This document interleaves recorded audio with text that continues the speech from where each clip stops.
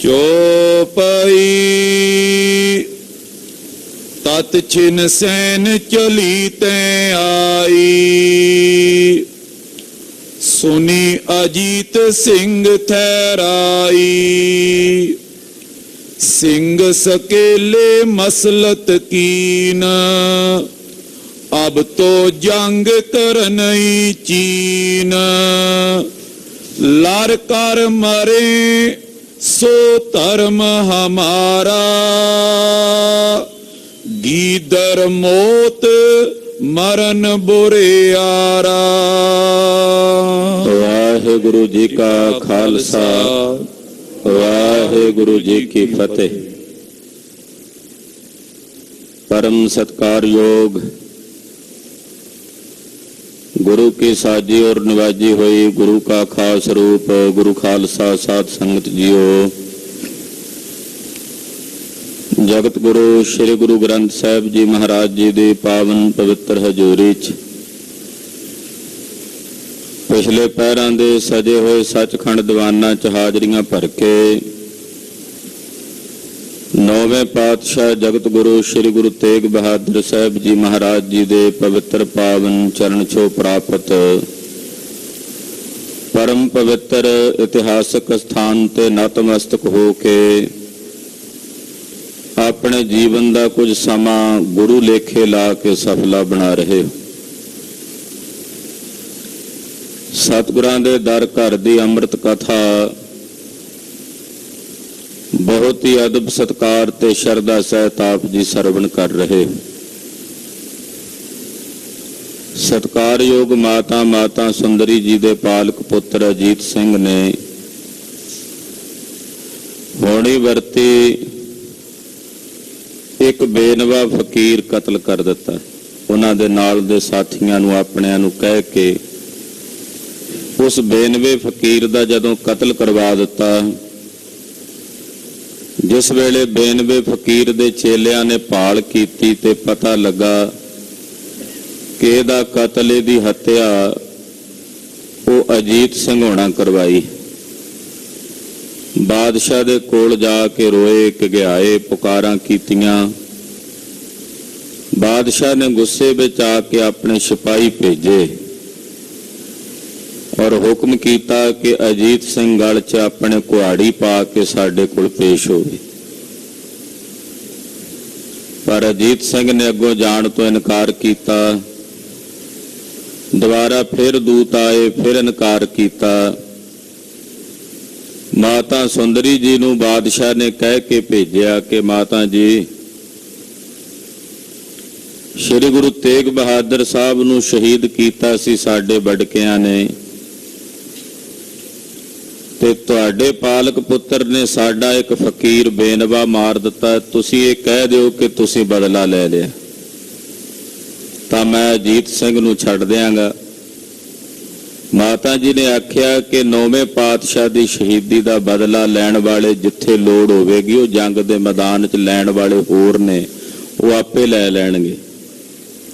अजीत सिंह जाने जां तू जाने इहदे नाल साडा कोई वास्ता नहीं। बादशाह ने उस वक्त फौज भेजी कि अजीत सिंह जे लड़े तां उहनूं मार मुकाओ, जे हथियार सुट के हाजिर होवे पेश होवे तो उन्होंने गिरफ्तार करके ले आओ। तो इस प्रकार नाल इन्हां ने बादशाह दीयां कुछ फौजां तकरीबन 1000 दे नेड़े सिपाही अजीत सिंह दे घर वाल आए ने आके घर की घेराबंदी की है। पालक पुत्र अजीत सिंह ने जिस प्रकार नाल अगों जंग लड़िया वो कथा महाकवि कविराज भाई साहब भाई संतोख सिंह जी श्री गुर प्रताप सूरज ग्रंथ दे विच लिख रहे ने। आओ कुछ समय लई अपनियां सुरतियां बिरतियां गुरु पातशाह दे चरण कमलां नाल जोड़िए। हाजरी लवाउंदे आखिए जी सतनाम श्री वाहे गुरु साहिब जी। सतनाम श्री वाहे गुरु साहिब जी। ਪਈ, ਤਤ ਛਿਨ ਸੈਨ ਚਲੀ ਤੈ ਆਈ। ਬਾਦਸ਼ਾਹ ਦੇ ਹੁਕਮ ਦੀ ਪਾਲਣਾ ਕਰਕੇ ਤਤ ਛਿਨ ਉਸੇ ਵੇਲੇ ਫੌਜਾਂ ਚੜ ਕੇ ਬੜੀ ਕਾਹਲੀ ਨਾਲ ਹਥਿਆਰਬੰਦ ਹੋ ਕੇ ਅਜੀਤ ਸਿੰਘ ਜੀ ਦੇ ਘਰ ਵੱਲ ਆ ਪਹੁੰਚੇ। ਸੁਨੀ ਅਜੀਤ ਸਿੰਘ ਠਹਿਰਾਈ। ਜਦੋਂ ਅਜੀਤ ਸਿੰਘ ਨੇ ਸੁਣਿਆ ਕਿ ਫੌਜਾਂ ਚੜ ਕੇ ਆ ਗਈਆਂ ਨੇ, ਇੱਕ ਵਾਰ ਅਜੀਤ ਸਿੰਘ ਦਾ ਹਿਰਦਾ ਕੰਬ ਗਿਆ, ਡਰ ਗਿਆ, ਦਹਿਲ ਗਿਆ। ਸਿੰਘ ਸਕੇਲੇ ਮਸਲਤ ਕੀਨ। ਅਜੀਤ ਸਿੰਘ ਦੇ ਨਾਲ ਦੇ ਜਿਹੜੇ ਸਾਥੀ ਸਿੰਘ ਸਨ, 60 ਤਾਂ ਘੋੜਸਵਾਰੀ ਆਪਣੇ ਨਾਲ ਰੱਖਦਾ ਸੀ, ਹੋਰ ਵੀ ਕੁਝ ਇਹਦੇ ਨਾਲ ਦੇ ਸਾਥੀ ਸਨ। ਉਹਨਾਂ ਸਾਰਿਆਂ ਨੂੰ ਅਜੀਤ ਸਿੰਘ ਜੀ ਨੇ ਆਪਣੇ ਨਾਲ ਇਕੱਠਿਆਂ ਕੀਤਾ। ਅਬ ਤੋ ਜੰਗ ਕਰਨਈ ਚੀਨ। ਸਲਾਹ ਕੀਤੀ ਸਾਰਿਆਂ ਨੇ ਰਲ ਕੇ ਕਿ ਹੁਣ ਤਾਂ ਇਹਨਾਂ ਦੁਸ਼ਮਣਾਂ ਦੀਆਂ ਫੌਜਾਂ ਨਾਲ ਜੰਗ ਲੜਨਾ ਹੀ ਯੋਗ ਹੈ, ਇਹਨਾਂ ਨਾਲ ਯੁੱਧ ਕਰਨਾ ਹੀ ਜ਼ਰੂਰੀ ਹੈ। ਲੜ ਕਰ ਮਰੇ ਸੋ ਧਰਮ ਹਮਾਰਾ। ਕਿਉਂਕਿ ਰਣ ਭੂਮੀ ਦੇ ਵਿੱਚ ਲੜ ਕੇ ਮਰਨਾ ਇਹੀ ਸਾਡਾ ਧਰਮ ਹੈ। ਸੂਰਮੇ ਦਾ ਧਰਮ ਤਾਂ ਇਹੀ ਹੁੰਦਾ ਨਾ ਕਿ ਰਣ ਭੂਮੀ ਦੇ ਸਮੇਂ ਵਿੱਚ ਜਦੋਂ ਜੰਗ ਦਾ ਮੈਦਾਨ ਭਖੇ, ਉਹਦੇ ਵਿੱਚ ਜਾਂ ਲੜ ਕੇ ਮਰ ਜਾਵੇ ਜਾਂ ਦੁਸ਼ਮਣ ਨੂੰ ਮਾਰ ਦੇਵੇ, ਇਹੀ ਸਾਡਾ ਧਰਮ ਹੈ। ਗੀਦਰ ਮੌਤ ਮਰਨ ਬੁਰਿਆਰਾ। ਜੇ ਫੜ ਕੇ ਸਾਨੂੰ ਗ੍ਰਿਫਤਾਰ ਕਰਕੇ ਲੈ ਗਏ ਤੇ ਫਿਰ ਗਿੱਦੜ ਵਾਲੀ ਮੌਤ ਮਰਨਾ ਜਿਹੜਾ ਉਹ ਤਾਂ ਔਖਾ ਹੈ, ਉਹ ਤਾਂ ਬੁਰਾ ਹੋਵੇਗਾ। ਇਤਿਆਦਿਕ ਕਹਿ ਹੋਏ ਕਰ ਗਾਡੇ। ਇਹਦਾ ਆਪਸ ਵਿੱਚ ਸਲਾਹ ਕਰਕੇ ਨਾ ਸਾਰਿਆਂ ਨੇ ਲੜਨ ਵਾਸਤੇ ਆਪਣੀ ਪਰਪੱਕਤਾ ਬਣਾ ਲਈ। ਉਸੇ ਘਰ ਦੇ ਵਿੱਚ ਹੀ ਮੋਰਚੇ ਬਣਾ ਲਏ ਲੜਨ ਲਈ। ਲਰਨ ਹੇਤ ਲੈ ਆਯੁਧ ਠਾਡੇ। ਜਿੰਨੇ ਸ਼ਸਤਰ ਹਥਿਆਰ ਸਨ ਇਹਨਾਂ ਕੋਲ, ਆਪਣੇ ਹਥਿਆਰਾਂ ਤੇ ਸ਼ਸਤਰਾਂ ਨੂੰ ਧਾਰਨ ਕਰਕੇ ਹਥਿਆਰਬੰਦ ਹੋ ਕੇ ਇਹ ਲੜਨ ਵਾਸਤੇ ਪੱਕੇ ਹੋ ਖਲੋਤੇ। ਜਬੇ ਫੌਜ ਜਾਨੀ ਨਿਆਰਾਈ। ਜਦੋਂ ਪਤਾ ਲੱਗਾ ਕਿ ਬਾਦਸ਼ਾਹ ਦੀਆਂ ਫੌਜਾਂ ਸਾਡੇ ਨੇੜੇ ਆ ਪਹੁੰਚੀਆਂ ਹਨ, ਪੁੰਜ ਤੁਫੰਗਨ ਸਮੁਖ ਚਲਾਈ। तो ਅਜੀਤ ਸਿੰਘ ਨੇ ਹੁਕਮ ਕੀਤਾ, ਜਿਹੜੀਆਂ ਬੰਦੂਕਾਂ ਸਨ ਇਹਨਾਂ ਕੋਲ, ਉਹਨਾਂ ਬੰਦੂਕਾਂ ਦੇ ਵਿੱਚੋਂ ਗੋਲੀਆਂ ਦਾਗ ਦਿੱਤੀਆਂ। ਫੌਜਾਂ ਵਾਲੇ ਪਾਸੇ ਰਫਲਾਂ ਸਿੱਧੀਆਂ ਕਰਕੇ ਗੋਲੀਆਂ ਦਾਗੀਆਂ। ਬਰੇ ਨਿਕੇਤ ਸੁਚੇਤ ਬਿਸਾਲੇ। ਔਰ ਆਪਣੇ ਪਹਿਲਾਂ ਬਾਹਰ ਆ ਕੇ ਬੰਦੂਕਾਂ ਦਾਗੀਆਂ। ਜਦੋਂ ਫੌਜ ਨੇੜੇ ਆਈ ਤੇ ਫਿਰ ਇਹਨਾਂ ਨੇ ਘਰ ਦੇ ਵਿੱਚ ਵੜ ਕੇ ਸੁਚੇਤੀ ਦੇ ਨਾਲ, ਪਰਪੱਕਤਾ ਦੇ ਨਾਲ ਲੜਨ ਵਾਸਤੇ ਮੋਰਚਾਬੰਦੀ ਕਰ ਲਈ। ਬਰਿਓ ਜੰਗੋਟ ਸ਼ਬਦ ਕਰਾਲੇ। ਜੰਗ ਮਚ ਗਿਆ, ਦੋਹਾਂ ਪਾਸਿਓਂ ਕੜਾ ਕੜੀ ਹੋਣ ਲੱਗੀ, ਬੰਦੂਕਾਂ ਦਗਣ ਲੱਗੀਆਂ। ਇਧਰੋਂ ਅਜੀਤ ਸਿੰਘ ਤੇ ਨਾਲ ਦੇ ਸਿੰਘਾਂ ਵੱਲੋਂ ਚਲਾਈਆਂ ਬੰਦੂਕਾਂ ਦੀਆਂ ਗੋਲੀਆਂ ਦਗਦੀਆਂ ਨੇ, ਉਧਰੋਂ ਵੈਰੀ ਦਲ ਦੇ ਸੂਰਮੇ ਵੀ ਜਿਹੜੇ ਨੇ ਉਹ ਗੋਲੀਆਂ ਦਾਗਦੇ ਨੇ।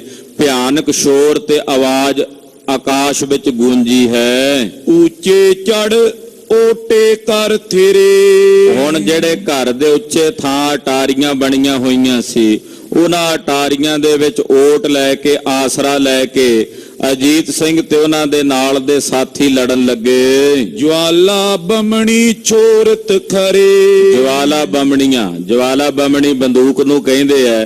ਬੰਦੂਕਾਂ ਦੀਆਂ ਗੋਲੀਆਂ ਦਾਗਦੇ ਨੇ, ਤੋੜੇਦਾਰ ਬੰਦੂਕਾਂ ਨੇ, ਤੋੜਾ ਤੁਖਾ ਕੇ ਘੋੜਾ ਛੱਡਦੇ ਹਨ, ਚਲਾਉਂਦੇ ਹਨ। ਉੱਤੇ ਵੈਰ ਤੁਰਕ ਸਮੁਦਾਏ। ਉਧਰੋਂ ਬਾਹਰੋਂ ਤੁਰਕ ਤੇ ਮਲੇਛ ਜਿਹੜੇ ਨੇ, ਤਕਰੀਬਨ 1000 ਤੋਂ ਵੱਧ ਸੂਰਮੇ ਉਹਨਾਂ ਦੇ ਆਏ ਹੋਏ ਨੇ, ਉਹ ਵੀ ਬੜੀ ਪਰਪੱਕਤਾ ਦੇ ਨਾਲ ਲੜ ਰਹੇ ਹਨ। ਰਚੇ ਮੋਰਚੇ ਤੁਪਕ ਚਲਾਏ। ਉਹਨਾਂ ਵੀ ਬਾਹਰ ਮੋਰਚੇ ਬੰਦੀ ਕਰ ਲਈ ਹੈ ਲੜਨ ਵਾਸਤੇ, ਤੇ ਬਾਹਰੋਂ ਮੋਰਚੇ ਲਾ ਕੇ ਉਹ ਵੀ ਗੋਲੀਆਂ ਦਾਗਦੇ ਤੇ ਚਲਾਉਂਦੇ ਹਨ।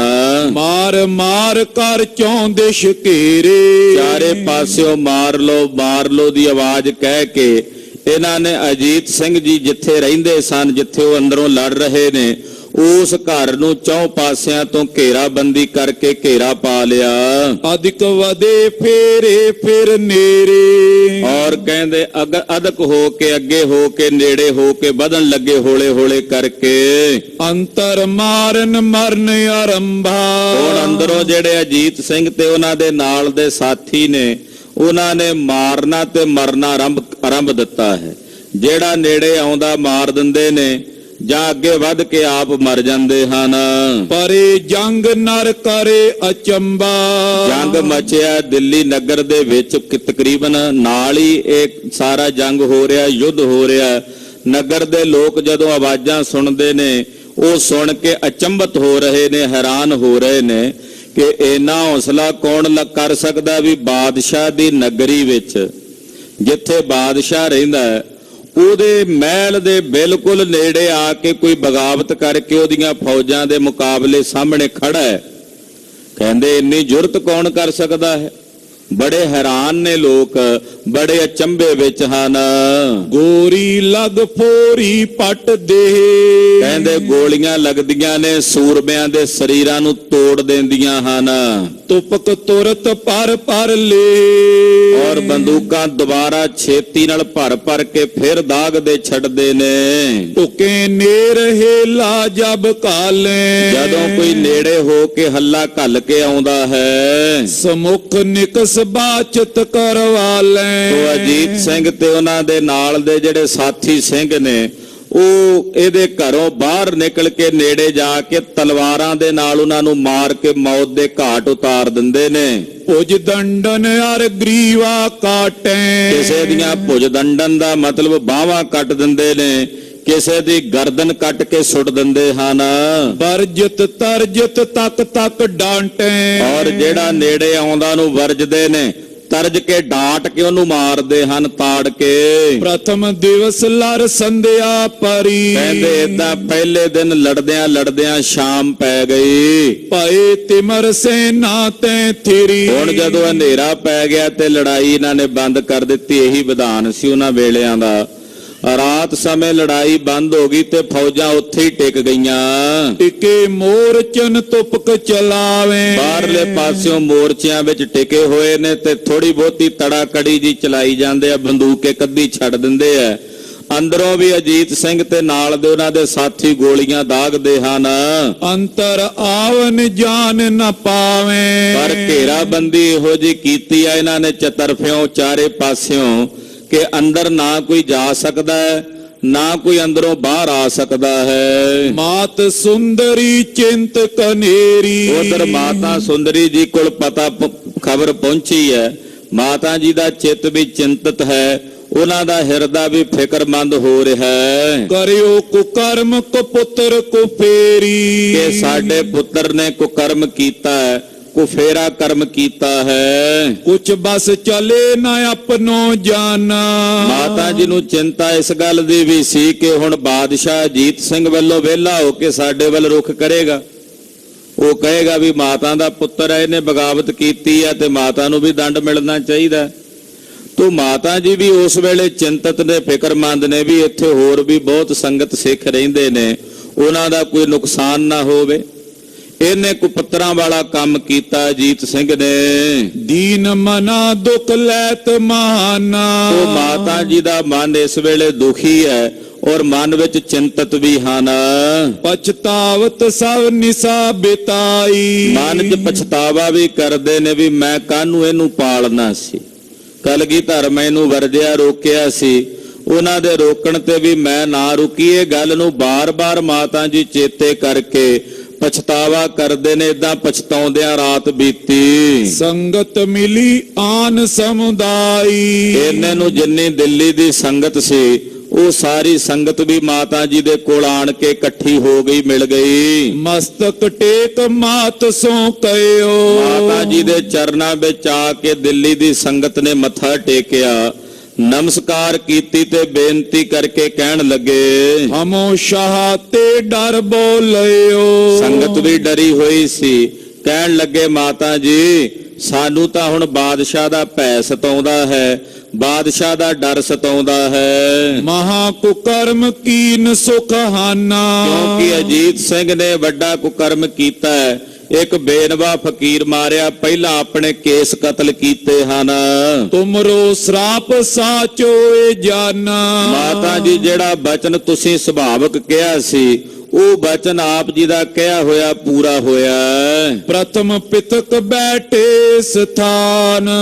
ਮਾਤਾ ਜੀ ਪਹਿਲਾਂ ਇੱਥੇ ਪ੍ਰਿਥਕ ਵੱਖਰੇ ਥਾਂ ਤੇ ਬੈਠੇ ਸੀ। ਕਹਾਂ ਚਿੰਤ ਕਿਉ ਸੋਚਨ ਠਾਨ। ਤੇ ਹੁਣ ਕਿਸ ਗੱਲ ਦੀ ਚਿੰਤਾ ਤੇ ਕਿਸ ਗੱਲ ਦਾ ਫਿਕਰ ਸੀ, ਇੱਥੇ ਵੱਖਰੇ ਬੈਠਿਆਂ, ਪਰ ਹੁਣ ਅਜੀਤ ਸਿੰਘ ਕਰਕੇ ਸਾਰੇ ਚਿੰਤਤ ਦੇ ਫਿਕਰਮੰਦ ਹਨ। ਇਤਿਆਦਿਕ ਦੇ ਧੀਰਜ ਗਏ। ਤੂੰ ਸੰਗਤ ਨੇ ਥੋੜਾ ਜਿਹਾ ਹੌਸਲਾ ਵੀ ਦਿੱਤਾ ਮਾਤਾ ਜੀ ਨੂੰ ਕਿ ਮਾਤਾ ਜੀ ਤੁਸੀਂ ਤਾਂ ਨਾਲ ਨਹੀਂ ਸੀ ਨਾ ਅਜੀਤ ਸਿੰਘ ਦੇ, ਤੁਸੀਂ ਤਾਂ ਪਹਿਲਾਂ ਹੀ ਇੱਥੇ ਵੱਖਰੇ ਹੋ ਕੇ ਆ ਕੇ ਬਹਿ ਗਏ ਸੀ।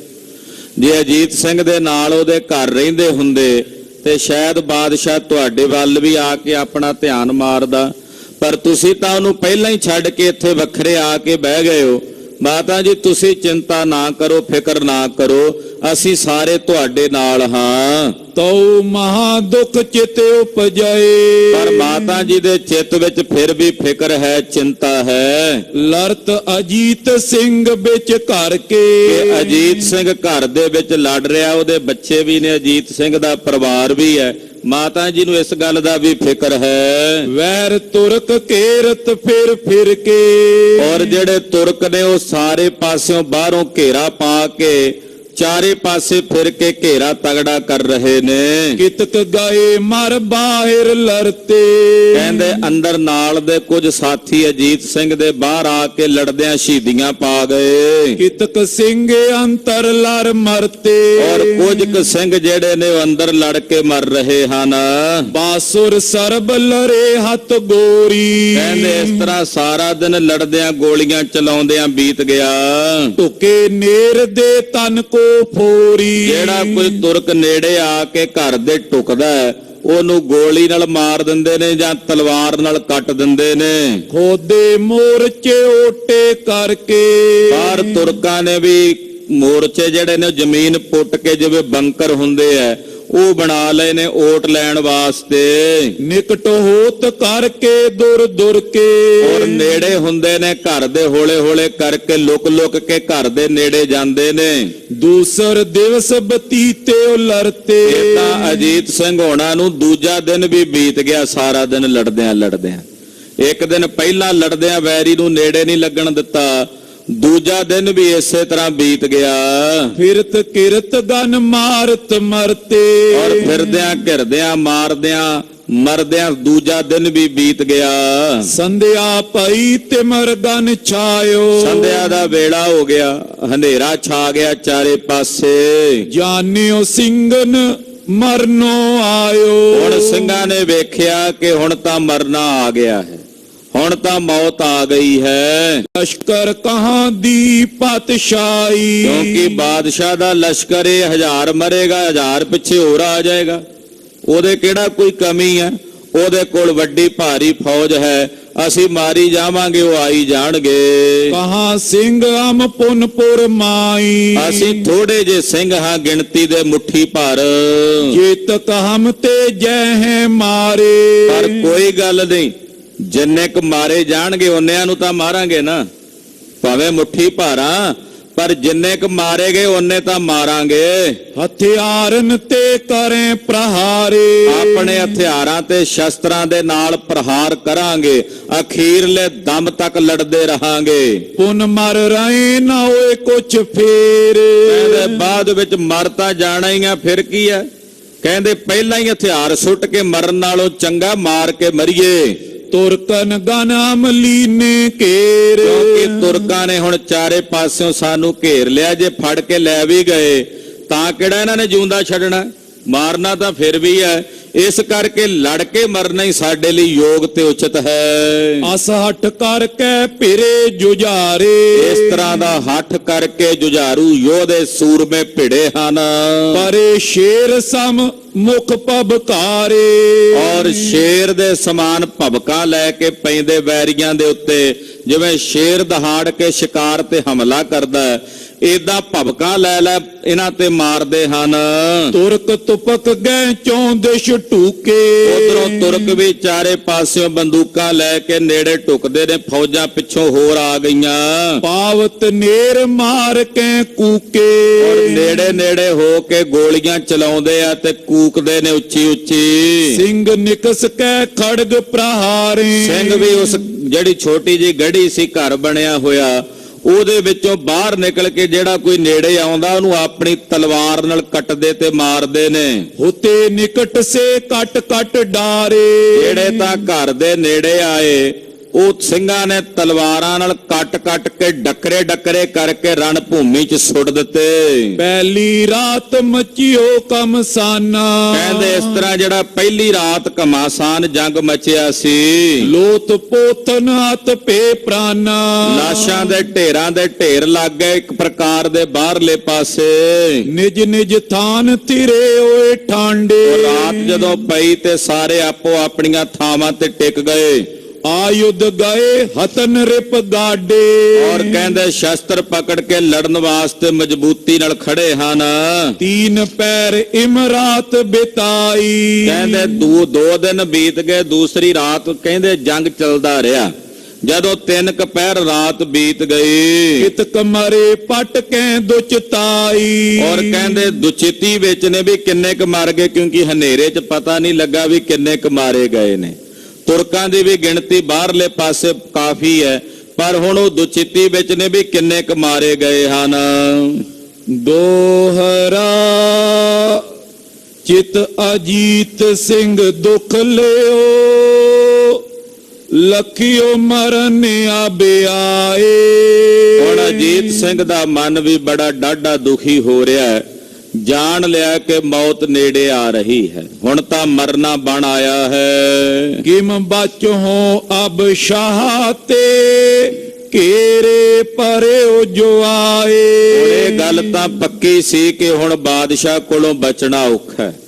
ਕਿਵੇਂ ਬਚਾਂਗਾ, ਕਿਉਂਕਿ ਘੇਰਾ ਚਾਰੇ ਪਾਸਿਓਂ ਪੈ ਚੁੱਕਾ ਹੈ। ਚੌਪਈ ਨਿਜ ਇਸਤਰੀ ਅਰ ਪੁੱਤਰ ਨਿਹਾਰਾ। ਹੁਣ ਅਜੀਤ ਸਿੰਘ ਨੇ ਆਪਣੀ ਘਰਵਾਲੀ ਤੇ ਆਪਣੇ ਪੁੱਤਰ ਵੱਲ ਵੇਖਿਆ। ਇੱਕੋ ਪੁੱਤਰ ਸੀ, ਇਹਦਾ ਨਾਂ ਸੀ ਹਠੀ ਸਿੰਘ। ਔਰ ਆਪਣੀ ਘਰਵਾਲੀ ਵਾਲੇ ਪਾਸੇ ਤੱਕਿਆ। ਤਿੰਨੋਂ ਸੰਗ ਹੋਏ ਨਿਕਟੇ ਉਚਾਰਾ। ਉਹਨਾਂ ਨੂੰ ਕੋਲ ਸੱਦ ਕੇ ਬੋਲਿਆ। ਅਜੀਤ ਸਿੰਘ ਕਹਿਣ ਲੱਗਾ, ਫਟੇ ਮਲੀਨ ਧਾਰ ਕੈ ਚੀਰ। ਕਹਿਣ ਲੱਗਾ ਕਿ ਤੁਸੀਂ ਮੈਲੇ ਕੁਚੈਲੇ ਜਿਹੜੇ ਫਟੇ ਪੁਰਾਣੇ ਕੱਪੜੇ ਨੇ ਉਹ ਆਪਣੇ ਸਰੀਰ ਤੇ ਧਾਰਨ ਕਰੋ, ਲਿਬਾਸ ਬਦਲੋ ਆਪਣਾ।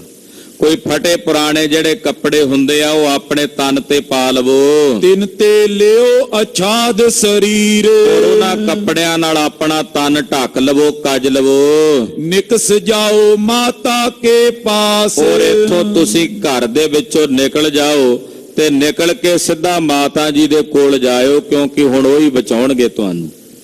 ਇੱਥੋਂ ਨਿਕਲ ਕੇ ਸਿੱਧਾ ਮਾਤਾ ਜੀ ਦੇ ਕੋਲ ਜਾਇਓ। ਤੈਂ ਦੁਰ ਰਹੀਏ ਬੀਚੇ ਆਵਾਸ। ਔਰ ਉੱਥੇ ਜਾ ਕੇ ਲੁਕ ਕੇ ਰਹਿ ਜਿਓ ਮਾਤਾ ਜੀ ਦੇ ਪਾਸ, ਮਾਤਾ ਜੀ ਦੇ ਘਰ। ਤੁਮੇ ਬਚਾਵਨ ਏ ਤੇ ਉਪਾਏ। ਤੁਹਾਨੂੰ ਬਚਾਉਣ ਵਾਸਤੇ ਜਿਹੜਾ ਕੋਈ ਉਪਾਅ ਹੈ। ਮਾਤ ਬਿਨਾ ਤੇ ਹੋਏ ਨ ਕਾਏ। ਉਹ ਮਾਤਾ ਤੋਂ ਬਿਨਾ ਕਿਸੇ ਹੋਰ ਨੇ ਨਹੀਂ ਕਰਨਾ। ਤੁਹਾਡੀ ਜਿੰਦ ਜਾਨ ਹੁਣ ਤਾਂ ਬਚਣੀ ਹੈ ਜੇ ਮਾਤਾ ਜੀ ਬਚਾਉਣ। ਉਹਨਾਂ ਦੇ ਕੋਲ ਚਲੇ ਜਾਓ, ਭੇਸ ਵਟਾਓ, ਭਿਖਾਰੀਆਂ ਵਾਲਾ ਲਿਬਾਸ ਸਰੀਰ ਤੇ ਪਾ ਕੇ, ਮੰਗਤਿਆਂ ਵਾਲਾ ਰੂਪ ਬਣਾ ਕੇ ਇੱਥੋਂ ਨਿਕਲ ਜਾ, ਆਪਣੇ ਪੁੱਤ ਨੂੰ ਨਾਲ ਲੈ ਜਾ। ਮਾਤਾ ਜੀ ਦੇ ਪਾਸ ਉਹਨਾਂ ਦੇ ਕੋਲ ਘਰ ਚਲੀ ਜਾ, ਉਹੀ ਹੁਣ ਤੁਹਾਨੂੰ ਬਚਾਉਣਗੇ। ਸੁਨ ਦੋਨੋਂ ਖਿੰਤਰ ਤਨ ਤਾਰੇ। ਇਹ ਸੁਣ ਕੇ ਦਾ ਜਿਹੜਾ ਲੜਕਾ ਬੱਚਾ ਸੀ ਛੋਟਾ ਹੀ ਸੀ, ਔਰ ਇਹਦੀ ਘਰਵਾਲੀ, ਦੋਨਾਂ ਨੇ ਪੁਰਾਣੇ ਜਿਹੜੇ ਕੱਪੜੇ ਹੁੰਦੇ ਆ, ਪਾਟੇ ਪੁਰਾਣੇ ਜੇ, ਉਹ ਸਰੀਰ ਤੇ ਧਾਰਨ ਕੀਤੇ। ਚੋਰੀ ਨਿਕਸੇ ਵੈਰ ਪਦਾਰੇ। ਸਵੇਰ ਦਾ ਸਮਾਂ ਸੀ, ਹਨੇਰਾ ਹੀ ਜਾਈ ਸੀ, ਹਾਲੇ ਬਹੁਤਾ ਚਾਨਣਾ ਨਹੀਂ ਸੀ। ਤੋ ਉਸ ਵਕਤ ਤੇ ਨਿਕਲੇ ਕਿਸੇ ਤਰੀਕੇ ਘਰ ਵਿੱਚੋਂ ਬਾਹਰ। ਜਬ ਤੁਰਕਨ ਕੇ ਬੀਚੇ ਆਈ। ਜਦੋਂ ਇਹ ਚੱਲ ਕੇ ਆਪਣੇ ਪੁੱਤ ਨੂੰ ਨਾਲ ਲੈ ਕੇ ਤੁਰਕਾਂ ਦੇ ਘੇਰੇ ਦੇ ਵਿੱਚ ਆਈ। ਕੌਣ ਹੈ ਤੂੰ ਕਹੋ ਕਹਾਂ ਸਿਦਾਈ। ਉਹਨਾਂ ਤੁਰਕਾਂ ਨੇ ਪੁੱਛਿਆ, ਕੌਣ ਹੈ ਤੂੰ, ਕਿੱਧਰ ਜਾ ਰਹੀ ਹੈ, ਇਧਰੋਂ ਕਿੱਧਰੋਂ ਆਈ ਹੈ। ਹਮ ਗਰੀਬ ਜਮਨਾ ਕੇ ਤੀਰ। ਉਹਨੇ ਅੱਗੋਂ ਜਵਾਬ ਦਿੱਤਾ ਵੀ ਅਸੀਂ ਗਰੀਬ ਆ, ਜਮਨਾ ਦੇ ਕਿਨਾਰੇ ਤੋਂ। ਜਾਤ ਸਪਰਸ਼ਨ ਨੀਰ ਸਰੀਰ। ਉੱਥੇ ਅਸੀਂ ਇਸ਼ਨਾਨ ਪਾਣੀ ਕਰਨ ਜਾਣਾ। ਜਮਨਾ ਦੇ ਕਿਨਾਰੇ ਚੱਲੇ ਆ, ਜਮਨਾ 'ਚ ਇਸ਼ਨਾਨ ਕਰਨ ਜਾਣਾ। ਸਵੇਰ ਦਾ ਵੇਲਾ ਸੀ, ਕਿ ਉਧਰ ਅਸੀਂ ਜਾ ਰਹੇ ਹਾਂ। ਕਿਮ ਕੈ ਸਦਨ ਮਾਤ ਕੇ ਆਈ। ਏਦਾਂ ਵਲ ਛਲ ਕਰਕੇ ਕਿਸੇ ਤਰੀਕੇ ਅਜੀਤ ਸਿੰਘ ਦੀ ਘਰਵਾਲੀ ਉੱਥੋਂ ਨਿਕਲੀ ਔਰ ਚੱਲ ਕੇ ਸਤਿਕਾਰਯੋਗ ਮਾਤਾ ਸੁੰਦਰੀ ਜੀ ਦੇ ਘਰ ਆਈ। ਰੁਦਰ ਬਿਰਲਾਪਤ ਪਰੀ ਸੁਪਾਈ। ਔਰ ਮਾਤਾ ਜੀ ਦੇ ਘਰ ਆ ਕੇ ਰੋ ਕੇ ਬਿਰਲਾਪ ਕਰਕੇ ਮਾਤਾ ਜੀ ਦੇ ਚਰਨਾਂ ਤੇ ਮੱਥਾ ਟੇਕਿਆ। ਹਠੀ ਸਿੰਘ ਕੋ ਗੇਰ ਅਗਾਰੀ। ਔਰ ਹਠੀ ਸਿੰਘ ਨੂੰ ਮਾਤਾ ਜੀ ਦੇ ਚਰਨਾਂ ਵਿੱਚ ਪਾ ਦਿੱਤਾ। ਆਖਿਆ ਮਾਤਾ ਇਹ ਵੀ ਤੇਰਾ ਪੁੱਤ ਹੈ, ਇਹਦੀ ਵੀ ਲਾਜ ਤੈਨੂੰ ਹੈ। ਕਹੀ ਪਰੀ ਹਮ ਸ਼ਰਨ ਤਿਹਾਰੀ। ਔਰ ਕਹਿਣ ਲੱਗੀ ਅਸੀਂ ਤੁਹਾਡੀ ਸ਼ਰਨ ਵਿੱਚ ਆ ਮਾਤਾ ਜੀ, ਅਸੀਂ ਤੁਹਾਡੀ ਪਨਾਹ ਵਿੱਚ ਹਾਂ। ਰਾਖੇ ਜਾਏ ਅਬੇ ਜਿਸ ਭਾਂਤ। ਹੁਣ ਜਿਵੇਂ ਤੁਸੀਂ ਸਾਨੂੰ ਰੱਖ ਸਕਦੇ ਹੋ, ਜਿਸ ਤਰੀਕੇ ਨਾਲ ਰੱਖ ਸਕਦੇ ਹੋ, ਕਰੋ ਉਪਾਵ ਰਾਖੀਏ ਮਾਤ। ਮਾਤਾ ਜੀ ਉਹ ਉਪਾਅ ਕਰਕੇ ਸਾਨੂੰ ਰੱਖ ਲਓ, ਬਚਾ ਲਓ। ਅਸੀਂ ਹੁਣ ਤੁਹਾਡੀ ਸ਼ਰਨ ਤੁਹਾਡੀ ਪਨਾਹ ਵਿੱਚ ਹਾਂ। ਘਰ ਪ੍ਰਵਸ਼ੇ ਅਵਲੋਕੇ ਜਬੇ। ਜਦੋਂ ਇਹਨਾਂ ਨੂੰ ਘਰ ਵਿੱਚ ਆਉਂਦਿਆਂ ਵੇਖਿਆ, ਮਨ ਉਦਬਿਗਨ ਮਾਤ ਪਈ ਤਬੇ। ਹੁਣ ਮਾਤਾ ਜੀ ਦੇ ਮਨ ਦੇ ਵਿੱਚ ਚਿੰਤਾ ਹੋਈ। ਹੋਲ ਉਠਿਓ ਦਿਲ ਧੀਰ ਬਿਨਾਸ਼ੀ। ਮਾਤਾ ਜੀ ਦਾ ਮਨ ਫਿਕਰਮੰਦ ਹੋਇਆ ਕਿ ਇਸ ਵੇਲੇ ਸਰਕਾਰ ਦਾ ਦੁਸ਼ਮਣ ਬਣਿਆ ਅਜੀਤ ਸਿੰਘ, ਉਹਦੀ ਘਰਵਾਲੀ ਤੇ ਉਹਦਾ ਇਹ ਬੱਚਾ ਹੈ, ਇਹ ਮੇਰੇ ਕੋਲ ਘਰ ਚੱਲ ਕੇ ਆਏ ਨੇ ਤੇ ਹੋ ਨਹੀਂ ਸਕਦਾ ਕਿ ਬਾਦਸ਼ਾਹ ਦੇ ਸਿਪਾਹੀ ਇਹਦੀ ਭਾਲ ਕਰਦਿਆਂ ਮੇਰੇ ਤਾਈਂ ਨਾ ਆਉਣ। ਇਹ ਤਾਂ ਹੋ ਨਹੀਂ ਨਾ ਸਕਦਾ। ਇਸ ਕਰਕੇ ਮਾਤਾ ਜੀ ਦਾ ਮਨ ਹੁਣ ਚਿੰਤਤ ਹੈ। ਮੋਹੇ ਬਿਖਾਦ ਦੇ ਲਖ ਕਰ ਪਾਸੀ। ਹੁਣ ਨੇੜੇ ਜਾਣ ਕੇ ਹੋ ਸਕਦਾ ਬਾਦਸ਼ਾਹ ਦੇ ਅਹਿਲਕਾਰ ਸਿਪਾਹੀ ਉਹ ਮੈਨੂੰ ਵੀ ਆ ਕੇ ਬਿਖਾਦ ਦੇਣ। ਰਿਓ ਨ ਜਾਏ ਨਿਕਟ ਰੱਖ ਇਨ ਕੋ। ਹੁਣ ਜੇ ਮੈਂ ਇਹਨਾਂ ਨੂੰ ਕੋਲ ਰੱਖਦੀ ਆ ਤੇ ਫਿਰ ਮੈਂ ਦਿੱਲੀ ਨਹੀਂ ਰਹਿ ਸਕਦੀ ਇੱਥੇ। ਜੇ ਅਜੀਤ ਸਿੰਘ ਦੀ ਘਰਵਾਲੀ ਤੇ ਉਹਦੇ ਪੁੱਤ ਨੂੰ ਮੈਂ ਆਪਣੇ ਕੋਲ ਰੱਖਾਂ ਤੇ ਫਿਰ ਮੈਂ ਦਿੱਲੀ ਨਹੀਂ ਰਹਿ ਸਕਦੀ। ਕਰੋ ਨਿਕਾਸਨ ਹੈ ਅਨਬਨ ਕੋ। ਜੇ ਹੁਣ ਮੈਂ ਇਹਨਾਂ ਨੂੰ ਧੱਕਾ ਮਾਰ ਦਿਆਂ ਤੇ ਤਾਂ ਵੀ ਗੱਲ ਚੰਗੀ ਨਹੀਂ। ਮੇਰੀ ਸ਼ਰਨ ਆਏ ਨੇ ਤੇ ਮੈਂ ਇਹਨਾਂ ਨੂੰ ਧੱਕਾ ਮਾਰ ਦਿਆਂ, ਇਹ ਵੀ ਅਨਬਣੀ ਆ। ਇਹਨਾਂ ਨੂੰ ਰੱਖ ਕੇ ਮੈਂ ਦਿੱਲੀ ਨਹੀਂ ਰਹਿ ਸਕਦੀ ਤੇ ਜੇ ਇਹਨਾਂ ਨੂੰ ਧੱਕਾ ਮਾਰ ਦਿਆਂ ਕੱਢ ਦਿਆਂ ਵੀ ਮੇਰੇ ਕੋਲ ਮੈਂ ਨਹੀਂ ਤੁਹਾਨੂੰ ਰੱਖਣਾ, ਤਾਂ ਵੀ ਅਨਬਣੀ ਆ, ਤਾਂ ਵੀ ਯੋਗ ਨਹੀਂ। ਇਤਿਆਦ ਕੇ ਔਰ ਬਹੁਤ ਵਿਚਾਰਾ। ਮਾਤਾ ਜੀ ਸੋਚਦੇ ਨੇ, ਵਿਚਾਰ ਕਰਦੇ ਨੇ ਕਿ ਹੁਣ ਕੀ ਕਰਨਾ ਚਾਹੀਦਾ। ਤਤ ਛਿਨ ਮੁਖੀਆ ਸਿੱਖ ਹਕਾਰਾ। ਉਸੇ ਵੇਲੇ ਦਿੱਲੀ ਦੇ ਜਿਹੜੇ ਮੁਖੀ ਸਿੱਖ ਸਨ, ਉਹਨਾਂ ਚੋਂ ਜਿਹੜਾ ਸਭ ਤੋਂ ਮੁਖੀਆ ਸਿੱਖ ਸੀ, ਉਹਨੂੰ ਮਾਤਾ ਜੀ ਨੇ ਕੋਲ ਬੁਲਾਇਆ। ਕਯੋ ਪੇਤ ਸਭ ਸਿਅੰਦਨ ਚਰੀ। ਉਹਨੂੰ ਭੇਤ ਦੇ ਕੇ ਸਾਰਾ ਤੇ ਮਾਤਾ ਜੀ ਉਸੇ ਵੇਲੇ ਰੱਥ 'ਚ ਸਵਾਰ ਹੋਏ। ਦੋਨ ਚੜਾਏ ਸੰਗ ਚੱਲ ਪਰੀ। ਔਰ ਅਜੀਤ ਸਿੰਘ ਦੀ ਘਰਵਾਲੀ ਤੇ ਉਹਦੇ ਪੁੱਤਰ ਦੋਨਾਂ ਨੂੰ ਮਾਤਾ ਜੀ ਨੇ ਰੱਥ ਵਿੱਚ ਆਪਣੇ ਨਾਲ ਚੜਾਇਆ ਤੇ ਦਿੱਲੀ ਛੱਡ ਕੇ ਚੱਲ ਪਏ। ਪੁਰ ਤੇ ਨਿਕਸੀ ਤੁਰਤ ਸਿਧਾਈ। ਬੜੀ ਛੇਤੀ ਨਾਲ ਵੀ ਦਿਨ ਚੜਨ ਤੋਂ ਪਹਿਲਾਂ ਹੀ ਮਾਤਾ ਜੀ ਇਹਨਾਂ ਨੂੰ ਨਾਲ ਲੈ ਕੇ ਦਿੱਲੀ ਛੱਡ ਕੇ ਟੁਰ ਪਏ। ਦੁਇ ਦਿਨ ਬਿਤੇ ਭਰਤ ਗੜ ਆਈ। 2 ਦਿਨ ਚਲਦਿਆਂ ਰਾਹ 'ਚ ਬੀਤ ਗਏ ਤੇ ਚੱਲ ਕੇ ਮਾਤਾ ਜੀ ਭਰਤਗੜ ਪਹੁੰਚੇ। ਪਈ ਪ੍ਰਭਾਤ ਲਰਤਪੁਰ ਮਾਈ। ਇਹ ਤਾਂ ਉਧਰ ਮਾਤਾ ਜੀ ਭਰਤਗੜ ਨੂੰ ਚਲੇ ਗਏ। ਇੱਧਰ ਰਾਤ ਸਾਰੀ ਲੜਾਈ ਹੁੰਦੀ ਰਹੀ ਅਜੀਤ ਸਿੰਘ ਦੇ ਘਰ 'ਚ। ਲੜਦਿਆਂ ਰਾਤ ਬੀਤ ਗਈ ਤੇ ਦਿਨ ਚੜ ਗਿਆ। ਡਰਤ ਅਜੀਤ ਸਿੰਘ ਪਿਖ ਤਾਈ। ਹੁਣ ਅਜੀਤ ਸਿੰਘ ਡਰਦਾ, ਭੈ ਭੀਤ ਹੁੰਦਾ, ਵੇਖਦਾ ਬਾਹਰ ਦੁਸ਼ਮਣਾਂ ਦੀ ਗਿਣਤੀ ਉਹ ਵੱਧਦੀ ਜਾ ਰਹੀ ਹੈ। ਪਰਿਓ ਕਮਾਂਡ ਤੁਫੰਗਨ ਕੇਰਾ। ਬੰਦੂਕਾਂ ਦੀਆਂ ਗੋਲੀਆਂ ਦਗ ਰਹੀਆਂ ਨੇ, ਸ਼ਸਤਰ ਤੇ ਅਸਤਰ ਚੱਲ ਰਹੇ ਨੇ। ਅਰਧਕ ਸਿੰਘ ਮਰੇ ਤਿਸ ਬੇਰਾ। ਤਕਰੀਬਨ ਅੱਧੇ ਕ ਸਾਥੀ ਅਜੀਤ ਸਿੰਘ ਦੇ ਜਿਹੜੇ ਨੇ ਉਹ ਚਾਲੇ ਪਾ ਗਏ ਨੇ। ਅੱਧੇ ਕ ਸਾਥੀ ਅਜੀਤ ਸਿੰਘ ਦੇ ਨਾਲ ਦੇ ਜਿਹੜੇ ਸਿੰਘ ਸਨ ਉਹ ਸ਼ਹੀਦੀਆਂ ਪਾ ਗਏ ਹਨ। ਤਰਸਤ ਹਿਰਾਸਿਓ ਧੀਰ ਨ ਰਹੀ। ਮਨ 'ਚ ਤਰਸਤ ਹੋ ਗਿਆ ਵੀ ਨਾਲ ਸਾਥੀ ਸਿੰਘ ਤਾਂ ਥੋੜੇ ਹੀ ਰਹਿ ਗਏ ਨੇ, ਅੱਧੇ ਤਾਂ ਸ਼ਹੀਦੀਆਂ ਵੀ ਪਾ ਗਏ ਨੇ। ਹੁਣ ਇਹਦੇ ਮਨ ਦੇ ਵਿੱਚ ਧੀਰਜ ਨਹੀਂ ਰਿਹਾ, ਇਹਦੇ ਮਨ 'ਚ ਧੀਰਜ ਡਾਵਾਂ ਡੋਲ ਹੋਇਆ। ਛਪੋਂ ਜਾਏ ਕਰ ਭਾਜੋ ਕਹੀ। ਹੁਣ ਸੋਚਦਾ ਵੀ ਜਾਂ ਤਾਂ ਇੱਥੋਂ ਭੱਜ ਕੇ ਕਿਤੇ ਜਾ ਕੇ ਲੁਕ ਜਾਵਾਂ, ਛੁਪ ਜਾਵਾਂ ਤਾਂ ਹੀ ਬਚ ਸਕਦਾ।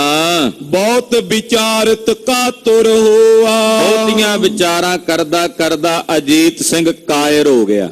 ਮਨ ਚ ਨੇ ਗੀਦੀ ਪੁਣਾ ਧਾਰਨ ਕਰ ਲਿਆ। ਘੇਰੋ ਚੋਂ ਦਿਸ਼ ਮੈਂ ਦਿੜ ਜੋਆ। ਵੇਖਿਆ ਵੀ ਚਾਰੇ ਪਾਸੇ ਘੇਰਾ ਹੈ, ਜਾਵਾਂ ਕਿਵੇਂ? ਮਨ ਚ ਕਾਇਰਤਾ ਆਉਂਦੀ ਆ ਵੀ ਭੱਜ ਜਾਵਾਂ, ਭੱਜ ਕੇ ਕਿਤੇ ਲੁਕ ਕੇ ਜਾਨ ਬਚਾ ਲਵਾਂ। ਫਿਰ ਸੋਚਦਾ ਵੀ ਬਾਹਰ ਤਾਂ ਬੜਾ ਸਖਤ ਘੇਰਾ ਹੈ। ਰਹੇ ਨਿਕਟ ਪਟ ਰਣ ਇਤ ਥੋਰੇ। ਤੇ ਮੇਰੇ ਨਾਲ ਲੜਨ ਵਾਲੇ ਜਿਹੜੇ ਸੂਰਮੇ ਨੇ ਉਹ ਵੀ ਥੋੜੇ ਰਹਿ ਗਏ ਹਨ। ਢੂਕੇ ਤੁਰਤ ਤੀਰ ਚੋਂ ਓਰੇ। ਔਰ ਬਾਹਰ ਜਿਹੜੇ ਤੁਰਕ ਨੇ ਉਹ ਚਾਰੇ ਪਾਸੇ ਨੇੜੇ ਢੁੱਕ ਕੇ ਆ ਗਏ ਨੇ। ਉਹ ਤਾਂ ਬਿਲਕੁਲ ਆਪਣੀਆਂ ਜਿਹੜੇ ਮੋਰਚੇ ਨੇ ਨੇੜੇ ਲੈ ਆਏ ਹਨ। ਨੀਟ ਨੀਟ ਸੰਧਿਆ ਲਗ ਲਰੇ। ਏਦਾਂ ਸਹਿਜੇ ਸਹਿਜੇ ਦਿਨੇ ਲੜਦੇ ਰਹੇ। ਤੀਜਾ ਦਿਨ ਵੀ ਇਹਨਾਂ ਨੇ ਬਤੀਤ ਕਰ ਦਿੱਤਾ। ਸ਼ਾਮ ਪੈ ਗਈ ਲੜਦਿਆਂ ਲੜਦਿਆਂ। ਦਸਕ ਸਿੰਘ ਰਹਿ ਗਏ ਸਭ ਮਰੇ। ਗੱਲ ਕੀ ਵੀ ਅਖੀਰ ਨੂੰ 10 ਕੀ ਸਿੰਘ ਰਹਿ ਗਏ ਅਜੀਤ ਸਿੰਘ ਨਾਲ, ਬਾਕੀ ਸਾਰੇ ਸ਼ਹੀਦੀਆਂ ਪਾ ਗਏ। ਕਰੀ ਸ਼ਿਗਰਤਾ ਚਰਨ ਅਜਾਹਰ। ਉਸੇ ਵੇਲੇ ਇਹਨੇ ਸ਼ਿਗਰਤਾਈ ਕੀਤੀ ਗੁਪਤ ਹੋਣ ਵਾਸਤੇ। ਜਿਹੜਾ ਗੁਪਤ ਰਾਹ ਸੀ ਉਸ ਪਾਸੇ ਪੈਰ ਪਾਉਣ ਲਈ ਕਾਹਲੀ ਕੀਤੀ। ਨਿਕਸ ਅਜੀਤ ਸਿੰਘ ਗਾ ਬਾਹਰ। ਰਾਤ ਦਾ ਸਮਾਂ ਸੀ। ਤੋ ਰਾਤ ਦੇ ਸਮੇਂ ਨੇ ਆਖਿਆ ਵੀ ਹੁਣ ਨਿਕਲਣ ਦਾ ਵੇਲਾ ਸਹੀ ਹੈ, ਦਿਨੇ ਜਾਣਾ ਔਖਾ ਸੀ। ਤੋ ਰਾਤ ਦੇ ਸਮੇਂ ਅਜੀਤ ਸਿੰਘ ਆਪਣੇ ਸਾਥੀਆਂ ਨੂੰ ਛੱਡ ਕੇ ਉਹਨਾਂ ਨੂੰ ਕਹਿੰਦਾ ਵੀ ਮੈਂ ਚੱਲਿਆ। ਉਹਨਾਂ ਨੂੰ ਛੱਡ ਕੇ ਰਾਤ ਨੂੰ ਕਿਸੇ ਤਰੀਕੇ ਘਰੋਂ ਇਹ ਬਾਹਰ ਨਿਕਲਿਆ। ਭੁਸ ਬੇਚਿਤ ਜੋ ਬ੍ਰਿੰਦ ਕਲਾਲ। ਤੇ ਚੱਲ ਕੇ ਕਿੱਥੇ ਗਿਆ? ਜਿੱਥੇ ਦੇ ਚੇਲੇ ਸੀ ਕਲਾਲ, ਜਿਹੜੇ ਉਹ ਤੂੜੀ ਵੇਚਦੇ ਸੀ ਨਾ, ਜਿਨ੍ਹਾਂ ਨੂੰ ਗੁਰੂ ਸਾਹਿਬ ਨੇ ਸਿੱਖ ਨਹੀਂ ਸੀ ਬਣਾਇਆ ਆਪਣੇ, ਪਰ ਇਹਨੇ ਬਣਾ ਲਿਆ ਸੀ। ਪਿੱਛੇ ਬਚਨ ਆਇਆ, ਕਥਾ ਚਾਪ ਜੀ ਨੇ ਸੁਣਿਆ। ਉਹ ਜਿਹੜੇ ਕਲਾਲ ਸੀ ਤੂੜੀ ਵੇਚਦੇ ਸਨ, ਸ਼ਰਾਬ ਵੇਚਦੇ ਸਨ, ਉਹ ਇਹਦੇ ਚੇਲੇ ਸੀ ਅਜੀਤ ਸਿੰਘ ਦੇ। ਇਹਨੇ ਸੋਚਿਆ ਵੀ ਉਹਨਾਂ ਦੇ ਘਰ ਜਾ ਕੇ ਜਾਨ ਬਚਾਵਾਂ। ਇਹ ਚੱਲ ਕੇ ਉਹਨਾਂ ਦੇ ਘਰਾਂ ਵਿੱਚ ਗਿਆ। ਹੁਤੇ ਸਿੱਖ ਤਿਸ ਕੇ ਪੁਰ ਜਾਲ। ਉੱਥੋਂ ਇਹ ਨਿਕਲ ਕੇ ਕਿਸੇ ਤਰੀਕੇ ਕਲਾਲਾਂ ਦੇ ਵਿੱਚ ਉਹਨਾਂ ਦੇ ਘਰ ਜਾ ਪਹੁੰਚਿਆ, ਜਿਹੜੇ ਇਹਦੇ ਸੇਵਕ ਸਨ। ਤਿਨ ਕੇ ਸਦਨ ਜਾਏ ਕਰ ਵਰਿਓ। ਉਹਨਾਂ ਦੇ ਘਰ ਜਾ ਵੜਿਆ। ਉਹਨਾਂ ਨੂੰ ਕਹਿੰਦਾ ਮੈਂ ਹਾਂ। ਕੋਸ਼ਟ ਮੈਂ ਪੁਸ ਤਿਸ ਵਿੱਚ ਦੁਰਿਓ। ਉਹਨਾਂ ਨੇ ਇੱਕ ਕੋਠੇ ਦੇ ਵਿੱਚ ਤੂੜੀ ਭਰੀ ਹੋਈ ਸੀ। ਉਹਨਾਂ ਆਖਿਆ ਵੀ ਇੱਕ ਚੇਲਾ ਇਹਦਾ ਸੀਗਾ, ਉਹਨੂੰ ਕਹਿ ਕੇ ਕਹਿੰਦਾ ਮੈਂ ਇਹਦੇ ਵਿੱਚ ਤੂੜੀ 'ਚ ਲੁਕਣ ਲੱਗਾ। ਉਹਨੂੰ ਨਾਲ ਲੈ ਕੇ ਕਹਿੰਦਾ ਚੱਲ ਤੂੰ ਅੰਦਰ ਵੜ ਜਾ। ਕੋਠੇ ਦੇ ਵਿੱਚ ਤੂੜੀ ਵਾਲਾ ਕੋਠਾ ਸੀ, ਉਹਦੇ ਵਿੱਚ ਜਾ ਕੇ ਅਜੀਤ ਸਿੰਘ ਲੁਕ ਗਿਆ।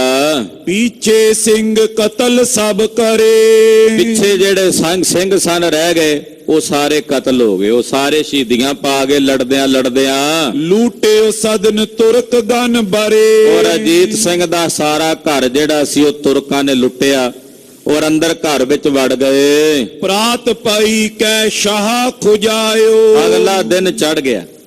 ਏਦਾਂ 3 ਦਿਨ ਬੀਤ ਗਏ ਲੜਦਿਆਂ। ਰਾਤ ਬੀਤ ਗਈ। ਚੌਥਾ ਦਿਨ ਜਦੋਂ ਚੜਿਆ ਤੇ ਬਾਦਸ਼ਾਹ ਤਾਈਂ ਖਬਰ ਪਹੁੰਚੀ, ਮਰਿਓ ਅਜੀਤ ਸਿੰਘ ਨੇ ਪਾਇਓ। ਪਤਾ ਲੱਗਾ ਵੀ ਅਜੀਤ ਸਿੰਘ ਤਾਂ ਹੈ ਹੀ ਨਹੀਂ ਅੰਦਰ।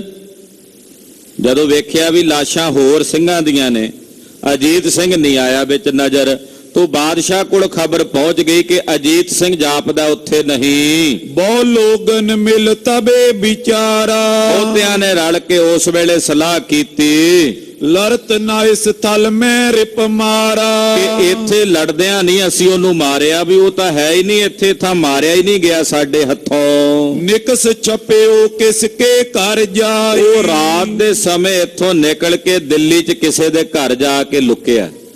ਦਿੱਲੀੋਂ ਬਾਹਰ ਨਹੀਂ ਗਿਆ ਹੋਣਾ। ਅੱਜ ਰਾਤ ਹੀ ਇੱਥੋਂ ਕਿਸੇ ਤਰੀਕੇ ਨਿਕਲਿਆ ਤੇ ਨਿਕਲ ਕੇ ਦਿੱਲੀ ਵਿੱਚ ਹੀ ਕਿਸੇ ਨਾ ਕਿਸੇ ਦੇ ਘਰ ਜਾ ਕੇ ਲੁਕਿਆ ਹੋਵੇਗਾ। ਜੇਕਰ ਇਹਾਂ ਲੋਥ ਨੇ ਪਾਈ। ਕਿਉਂਕਿ ਜੇ ਉਹਦੀ ਲਾਸ਼ ਨਹੀਂ ਪਈ ਮਿਲਦੀ ਇੱਥੇ, ਜੇ ਉਹਦੀ ਲੋਥ ਇੱਥੇ ਨਹੀਂ ਪਈ ਮਿਲਦੀ, ਸਰਬ ਬਿਰਤਾਂਤ ਸੁਨਿਓ ਜਬ ਸ਼ਾਉ। ਤੇ ਜ਼ਰੂਰ ਉਹ ਇੱਥੋਂ ਚਲਾ ਗਿਆ ਬਾਹਰ ਕਿਤੇ। ਜਦੋਂ ਬਾਦਸ਼ਾਹ ਨੇ ਸਾਰਾ ਬਿਰਤਾਂਤ ਸੁਣਿਆ ਕਿ ਅਜੀਤ ਸਿੰਘ ਵਿੱਚੋਂ ਨਿਕਲ ਗਿਆ ਕਿਤੇ ਲੁਕ ਛਿਪ ਕੇ ਤੇ ਕਿਸੇ ਦੇ ਘਰੇ ਲੁਕਿਆ ਹੋਵੇਗਾ, ਉਹਦੀ ਲਾਸ਼ ਉੱਥੇ ਨਹੀਂ ਮਿਲੀ। ਜੇ ਹੁੰਦਾ ਤਾਂ ਉੱਥੇ ਮਰਿਆ ਹੁੰਦਾ ਤਾਂ ਉਹਦੀ ਲੋਥ ਮਿਲਦੀ। ਤੋ ਇਸ ਪ੍ਰਕਾਰ ਨਾਲ ਇਹ ਰੌਲਾ ਜਦੋਂ ਪਿਆ ਬਾਦਸ਼ਾਹ ਨੇ ਸੁਣਿਆ ਦੁਰਿਓ ਨਿਕੇਤ ਕਿਸੀ ਪੁਰ ਮਾਹੂ ਕਿ ਦਿੱਲੀ ਦੇ ਵਿੱਚ ਕਿਸੇ ਨਾ ਕਿਸੇ ਦੇ ਘਰ 'ਚ ਹੀ ਲੁਕਿਆ ਹੋਣਾ ਨਾ। ਐਸਾ ਤਾਂ ਨਹੀਂ ਵੀ ਦਿੱਲੀ ਛੱਡ ਕੇ ਭੱਜ ਥੋੜੀ ਗਿਆ ਹੋਣਾ, ਰਾਤ ਕਿੱਥੇ ਗਿਆ ਹੋਣਾ। ਜ਼ਰੂਰ ਇੱਥੇ ਦਿੱਲੀ ਵਿੱਚ ਹੀ ਕਿਸੇ ਦੇ ਘਰ ਵਿੱਚ ਲੁਕਿਆ ਜਾਪਦਾ। ਕਹਿ ਕਰ ਤਬ ਡੋਂਡੀ ਪਿਟਵਾਈ ਬਾਦਸ਼ਾਹ ਨੇ ਹੁਕਮ ਕੀਤਾ ਵੀ ਸਾਰੇ ਦਿੱਲੀ ਦੇ ਚੁਰਸਤਿਆਂ ਰਾਹਾਂ ਬਾਜ਼ਾਰਾਂ ਵਿੱਚ ਡੋਂਡੀ ਪਿੱਟ ਦਿਓ। ਉੱਚੀ ਆਵਾਜ਼ ਦੇ ਵਿੱਚ ਡੋਂਡੀ ਪਿੱਟ ਕੇ ਕਹਿ ਦਿਓ ਸਭ ਪੁਰ ਜਨ ਕੇ ਸ਼੍ਰੋਨਨ ਪਾਈ ਕਿ ਇਹੋ ਜੀ ਡੋਂਡੀ ਪਿੱਟੋ ਵੀ ਦਿੱਲੀ ਨਗਰ ਦੇ ਕੱਲੇ ਵਿਅਕਤੀ ਦੇ ਕੰਨਾਂ 'ਚੋਂ ਆਵਾਜ਼ ਜਾਣੀ ਚਾਹੀਦੀ ਹੈ। ਕੱਲੇ ਦੇ ਕੰਨਾਂ ਵਿੱਚ ਉਹ ਖਬਰ ਜਾਣੀ ਚਾਹੀਦੀ ਹੈ। ਦੁਰਿਓ ਸਦਨ ਜਿਸ ਆਨ ਬਤਾਵੇ ਕਹਿ ਦਿਓ ਕਿ ਅਜੀਤ ਸਿੰਘ ਜਿਸ ਦੇ ਘਰ ਵੀ ਲੁਕਿਆ ਹੈ ਉਹ ਆਪਣੇ ਆਪ ਪੇਸ਼ ਹੋ ਕੇ ਦੱਸ ਦੇਵੇ। ਅਬ ਬਚ ਰਹੇ ਨਾ ਸੰਕਟ ਪਾਵੇ ਜੇ ਉਹ ਆਪ ਆ ਕੇ ਦੱਸ ਦੇਗਾ ਤੇ ਉਹ ਬਚ ਜਾਏਗਾ, ਉਹਨੂੰ ਕੋਈ ਸੰਕਟ ਨਹੀਂ ਹੋਵੇਗਾ। ਨਾਏ ਤਜਬ ਪੀਛੇ ਹੋਏ ਜ਼ਾਹਿਰ ਤੇ ਜੇ ਬਾਅਦ ਵਿੱਚ ਪਤਾ ਲੱਗਾ ਵੀ ਅਜੀਤ ਸਿੰਘ ਫਲਾਣੇ ਦੇ ਘਰੋਂ ਫੜਿਆ ਗਿਆ ਤੇ ਉਹਨੇ ਦੱਸਿਆ ਨਹੀਂ ਤਾਂ ਫਿਰ ਉਹਨੂੰ ਪਕੜ ਕੇ ਡਾਢਾ ਸੰਕਟ ਦੇਾਂਗੇ, ਟੱਬਰ ਸਮੇਤ ਕੋਲੂ 'ਚ ਪੀੜ ਦੇਾਂਗੇ। ਜਾਂ ਫਿਰ ਆ ਕੇ ਜਿਹਨੂੰ ਪਤਾ ਜਿਹਦੇ ਘਰ ਵਿੱਚ ਹੈ ਉਹ ਆ ਕੇ ਸਾਨੂੰ ਖਬਰ ਦੇ ਦੇਵੇ, ਅਸੀਂ ਉਹਦੀ ਜਾਨ ਬਖਸ਼ ਦੇਾਂਗੇ। ਜੇ ਬਾਅਦ ਵਿੱਚ ਪਤਾ ਲੱਗਾ ਤੇ ਫਿਰ ਉਹਨੂੰ ਦੰਡ ਦਿੱਤਾ ਜਾਵੇਗਾ। ਦੇਹੋਂ ਦੰਡ ਨਿਕਾਸੋਂ ਬਾਹਿਰ ਔਰ ਉਹਨੂੰ ਦੰਡ ਦੇ ਕੇ ਅਜੀਤ ਸਿੰਘ ਨੂੰ ਉਹਦੇ ਘਰ ਵਿੱਚੋਂ ਬਾਹਰ ਕੱਢਾਂਗੇ। ਅਜੀਤ ਸਿੰਘ ਬਾਅਦ ਚ ਮਾਰਾਂਗੇ, ਪਹਿਲਾਂ ਉਹਨੂੰ ਮਾਰਾਂਗੇ ਜਿਹਨੇ ਅਜੀਤ ਸਿੰਘ ਨੂੰ ਘਰ ਚ ਪਨਾਹ ਦਿੱਤੀ ਹੈ, ਪਹਿਲਾਂ ਉਹਨੂੰ ਮਾਰਾਂਗੇ। ਫਾਂਸੀ ਦੇ ਹੱਥੋਂ ਕੁਟੰਬ ਫਾਂਸੀ ਦੇ ਕੇ ਫਾਂਸੀ ਚਾੜ ਕੇ ਸਾਰਾ ਟੱਬਰ ਮਾਰ ਦਿਆਂਗਾ ਉਹਦਾ। ਬਚੇ ਨ ਕੈਸੇ ਲਏ ਅਲੰਬ ਟੱਬਰ ਮੁਕਾ ਦਿਆਂਗੇ ਉਹਦਾ, ਉਹ ਬਚੇਗਾ ਹੀ ਨਹੀਂ ਕਿਸੇ ਪ੍ਰਕਾਰ ਨਾਲ, ਕਿਸੇ ਦਾ ਆਸਰਾ ਨਹੀਂ ਉਹਨੂੰ ਮਿਲਣਾ। ਸੁਨ ਕਲਾਲ ਦਿਲ ਹੋਲ ਬਿਸਾਲਾ ਹੁਣ ਜਿਹੜੇ ਕਲਾਲ ਦੇ ਘਰ ਚ ਅਜੀਤ ਸਿੰਘ ਲੁਕਿਆ ਸੀ ਉਹਦੇ ਹਿਰਦੇ ਚ ਹੌਲ ਪੈਣ ਲੱਗ ਪਏ, ਹਿਰਦਾ ਕੰਬਣ ਲੱਗ ਪਿਆ ਵੀ ਜੇ ਪਤਾ ਲੱਗ ਗਿਆ ਤੂੰ ਨਾ ਛੱਡਣਾ ਨਹੀਂ ਕੁਝ ਸਾਡਾ। ਬਾਦਸ਼ਾਹ ਦਾ ਹੁਕਮ ਹੈ। ਇੱਕਦਮ ਇਹਦੇ ਹਿਰਦੇ ਚ ਹੌਲ ਉੱਠੇ ਤੇ ਡਰ ਉੱਠਿਆ। ਜਾਏ ਬਤਾਏ ਦਿਓ ਤਿਸ ਕਾਲਾ ਗੱਲ ਕੀ ਇਹਨੇ ਜਾ ਕੇ ਦੱਸ ਦਿੱਤਾ। ਅਜੀਤ ਸਿੰਘ ਨੂੰ ਨਹੀਂ ਪਤਾ ਲੱਗਣ ਦਿੱਤਾ ਵੀ ਮੈਂ ਚੱਲਿਆ ਦੱਸਣ। ਉਹਨੂੰ ਅੰਦਰ ਹੀ ਕੋਠੇ 'ਚ ਬੰਦ ਕਰਕੇ ਤੇ ਆਪ ਉਹਦੀ ਖਬਰ ਦੇਣ ਲਈ ਟੁਰ ਪਿਆ। ਛਪਿਓ ਆਨ ਕਰ ਹੈ ਕਰ ਮੇਰੇ ਔਰ ਜਾ ਕੇ ਦੱਸਿਆ ਕਿ ਅਜੀਤ ਸਿੰਘ ਮੇਰੇ ਘਰ ਆ ਕੇ ਲੁਕਿਆ ਹੋਇਆ ਹੈ। ਪੱਠ ਦੀਜੇ ਮੁਝ ਸੰਗ ਕਨੇਰੇ ਮੇਰੇ ਨਾਲ ਸਿਪਾਹੀ ਭੇਜ ਦਿਓ ਤੇ ਮੈਂ ਜਾ ਕੇ ਫੜਾ ਦਿੰਨਾ। ਲੈ ਕਰ ਗਮਨਿਓ ਸਾਤ ਸਿਪਾਹੀ ਉਸੇ ਵੇਲੇ ਇਹਨੇ ਆਪਣੇ ਨਾਲ ਸਿਪਾਹੀ ਲਏ, ਸਿਪਾਹੀਆਂ ਨੂੰ ਨਾਲ ਲੈ ਕੇ ਟੁਰ ਪਿਆ ਕਲਾਲ। ਜਾਏ ਦਿਖਾਇਓ ਨਿਜ ਘਰ ਮਾਈ ਔਰ ਆਪਣੇ ਘਰ ਜਾ ਕੇ ਵਿਖਾ ਦਿੱਤਾ ਕੋਠਾ ਵੀ ਉਹ ਕੋਠੇ ਦੇ ਅੰਦਰ ਲੁਕਿਆ ਹੋਇਆ ਹੈ। ਵਿਖਾ ਕੇ ਦੱਸ ਦਿੱਤਾ ਗੈ ਲੀਨੋ ਤੈਂ ਤੇ ਤਤਕਾਲਾ। ਉਸੇ ਵੇਲੇ ਸਿਪਾਹੀਆਂ ਨੇ ਦਰਵਾਜ਼ਾ ਖੋਲਿਆ, ਅੰਦਰ ਲੁਕੇ ਹੋਏ ਅਜੀਤ ਸਿੰਘ ਨੂੰ ਜਾ ਕੇ ਪਕੜ ਲਿਆ। ਪਹੁੰਚੇ ਸ਼ਾਹ ਨਿਕਟ ਨਰ ਜਾਲਾ ਔਰ ਇਹਨੂੰ ਫੜ ਕੇ ਗ੍ਰਿਫਤਾਰ ਕਰਕੇ ਬਾਦਸ਼ਾਹ ਕੋਲ ਲੈ ਪਹੁੰਚੇ। ਹੇਰਤ ਹੁਕਮ ਦੀਨ ਰਿਸ ਧਰ ਕੇ ਬਾਦਸ਼ਾਹ ਨੇ ਵੇਖ ਕੇ ਬੜਾ ਗੁੱਸਾ ਕੀਤਾ ਵੀ 3 ਦਿਨ ਹੋ ਗਏ ਨੇ ਸਾਡੀ ਨੱਕਦਮ ਕੀਤਾ ਹੋਇਆ, ਕਾਬੂ ਨਹੀਂ ਸੀ ਆਉਂਦਾ, ਸਾਡੇ ਬੰਦੇ ਵੀ ਮਾਰ ਦਿੱਤੇ ਐ। ਬੜਾ ਗੁੱਸੇ ਵਿੱਚ ਆਇਆ ਤੇ ਬਾਦਸ਼ਾਹ ਨੇ ਹੁਕਮ ਕੀਤਾ ਗੱਜ ਕੇ ਪੱਗ ਸੋਂ ਬੰਧਨ ਕਰਕੇ ਕਹਿੰਦਾ ਹਾਥੀ ਦੇ ਪੌੜਾਂ ਦੇ ਪਿੱਛੇ ਬੰਨ ਕੇ, ਹਾਥੀ ਦੇ ਪੈਰਾਂ ਦੇ ਪਿੱਛੇ ਬੰਨ ਕੇ ਬਾਰ ਪੁਰ ਗਰੀਨ ਫੇਰੋ ਇਹਨੂੰ ਦਿੱਲੀ ਦੇ ਬਾਜ਼ਾਰਾਂ ਤੇ ਗਲੀਆਂ 'ਚ ਫੇਰੋ, ਜਿਹਦੇ ਤੇ ਘੋੜਿਆਂ ਤੇ ਸਵਾਰ ਹੋ ਕੇ ਫਿਰਦਾ ਸੀ। ਉਹਨਾਂ ਦਿੱਲੀ ਦੇ ਬਾਜ਼ਾਰਾਂ ਤੇ ਗਲੀਆਂ ਦੇ ਵਿੱਚ ਇਹਨੂੰ ਹਾਥੀ ਦੇ ਪਿੱਛੇ ਘਸੀਟ ਕੇ ਲੈ ਕੇ ਜਾਓ। ਨਿਕਸੇ ਪ੍ਰਾਨ ਵੈਰ ਤਬ ਗੇਰੋ ਜਦੋਂ ਘਸੀਟਦਿਆਂ ਇਹਦੇ ਪ੍ਰਾਣ ਨਿਕਲ ਜਾਣ ਤੇ ਫਿਰ ਦਿੱਲੀੋਂ ਬਾਹਰ ਜਾ ਕੇ ਇਹਦਾ ਲੋਥੜਾ ਸੁੱਟ ਆਇਓ। ਪਾਏ ਦਾਮ ਦਿੜ ਬੰਧਨ ਕਰਿਓ ਕਹਿੰਦੇ ਏਦਾਂ ਇਹਦੇ ਪੈਰਾਂ ਦੇ ਵਿੱਚ ਰੱਸੀਆਂ ਪਾ ਕੇ ਚੰਗੀ ਤਰ੍ਹਾਂ ਪੱਕੀ ਤਰ੍ਹਾਂ ਬੰਨ ਲਿਆ ਅਜੀਤ ਸਿੰਘ ਦੀਆਂ ਲੱਤਾਂ ਨੂੰ। ਕੁੰਚਰ ਸੰਗ ਬੰਦੇ ਪੁਰ ਫੇਰਿਓ ਫਿਰ ਹਾਥੀ ਦੇ ਨਾਲ ਕਹਿੰਦੇ ਉਹ ਰੱਸਾ ਬੰਨ ਦਿੱਤਾ। ਹਾਥੀ ਟੁਰਦਾ ਅੱਗੇ ਤੇ ਇਹਦੇ ਸਰੀਰ ਨੂੰ ਪਿੱਛੇ ਪਿੱਛੇ ਹਾਥੀ ਦੇ ਨਾਲ ਘਸੀਟ ਕੇ ਲੈ ਕੇ ਜਾਂਦੇ ਹਨ। ਐ ਚਿਤ ਚਰਨ ਕਸੀਟਤ ਚਲਿਓ। ਪੈਰਾਂ ਤੋਂ ਕਹਿੰਦੇ ਰੱਸਾ ਪਾਇਆ ਹੋਇਆ ਤੇ ਹਾਥੀ ਅੱਗੇ ਟੁਰਦਾ, ਏਦਾਂ ਘਸੀਟਦਿਆਂ ਇਹਨੂੰ ਲਈ ਜਾਂਦੇ ਹਨ। ਹੇਰਨ ਹੇਤ ਪੁੰਜ ਨਰ ਮਿਲਿਓ। ਬਹੁਤ ਸਾਰੇ ਦਿੱਲੀ ਦੇ ਲੋਕ ਤਮਾਸ਼ਾ ਵੇਖਣ ਵਾਲੇ ਤਮਾਸ਼ਗੀਰ ਉਹ ਆ ਗਏ। ਹਾਏ ਹਾਏ ਕਰ ਬਹੁ ਬਿਲ ਲਾਇਓ। ਅਜੀਤ ਸਿੰਘ ਨੂੰ ਜਦੋਂ ਘਸੀਟਦੇ ਨੇ ਦਰਦ ਨਾਲ ਕਰਾਉਂਦਾ ਹੈ, ਆਪਣੇ ਮੁਖੋਂ ਹਾਏ ਉਚਾਰਨ ਕਰਦਾ। ਮਾਤਾ ਸਰਾਪ ਦੀਨ ਚਿਤ ਆਇਓ। ਮਨ 'ਚ ਯਾਦ ਆਇਆ ਵੀ ਮਾਤਾ ਨੇ ਬਚਨ ਕੀਤਾ ਸੀ, ਮੇਰੀ ਭੈੜੀ ਕਰਤੂਤ ਦਾ ਫਲ ਮੈਨੂੰ ਪ੍ਰਾਪਤ ਹੋ ਰਿਹਾ ਹੈ।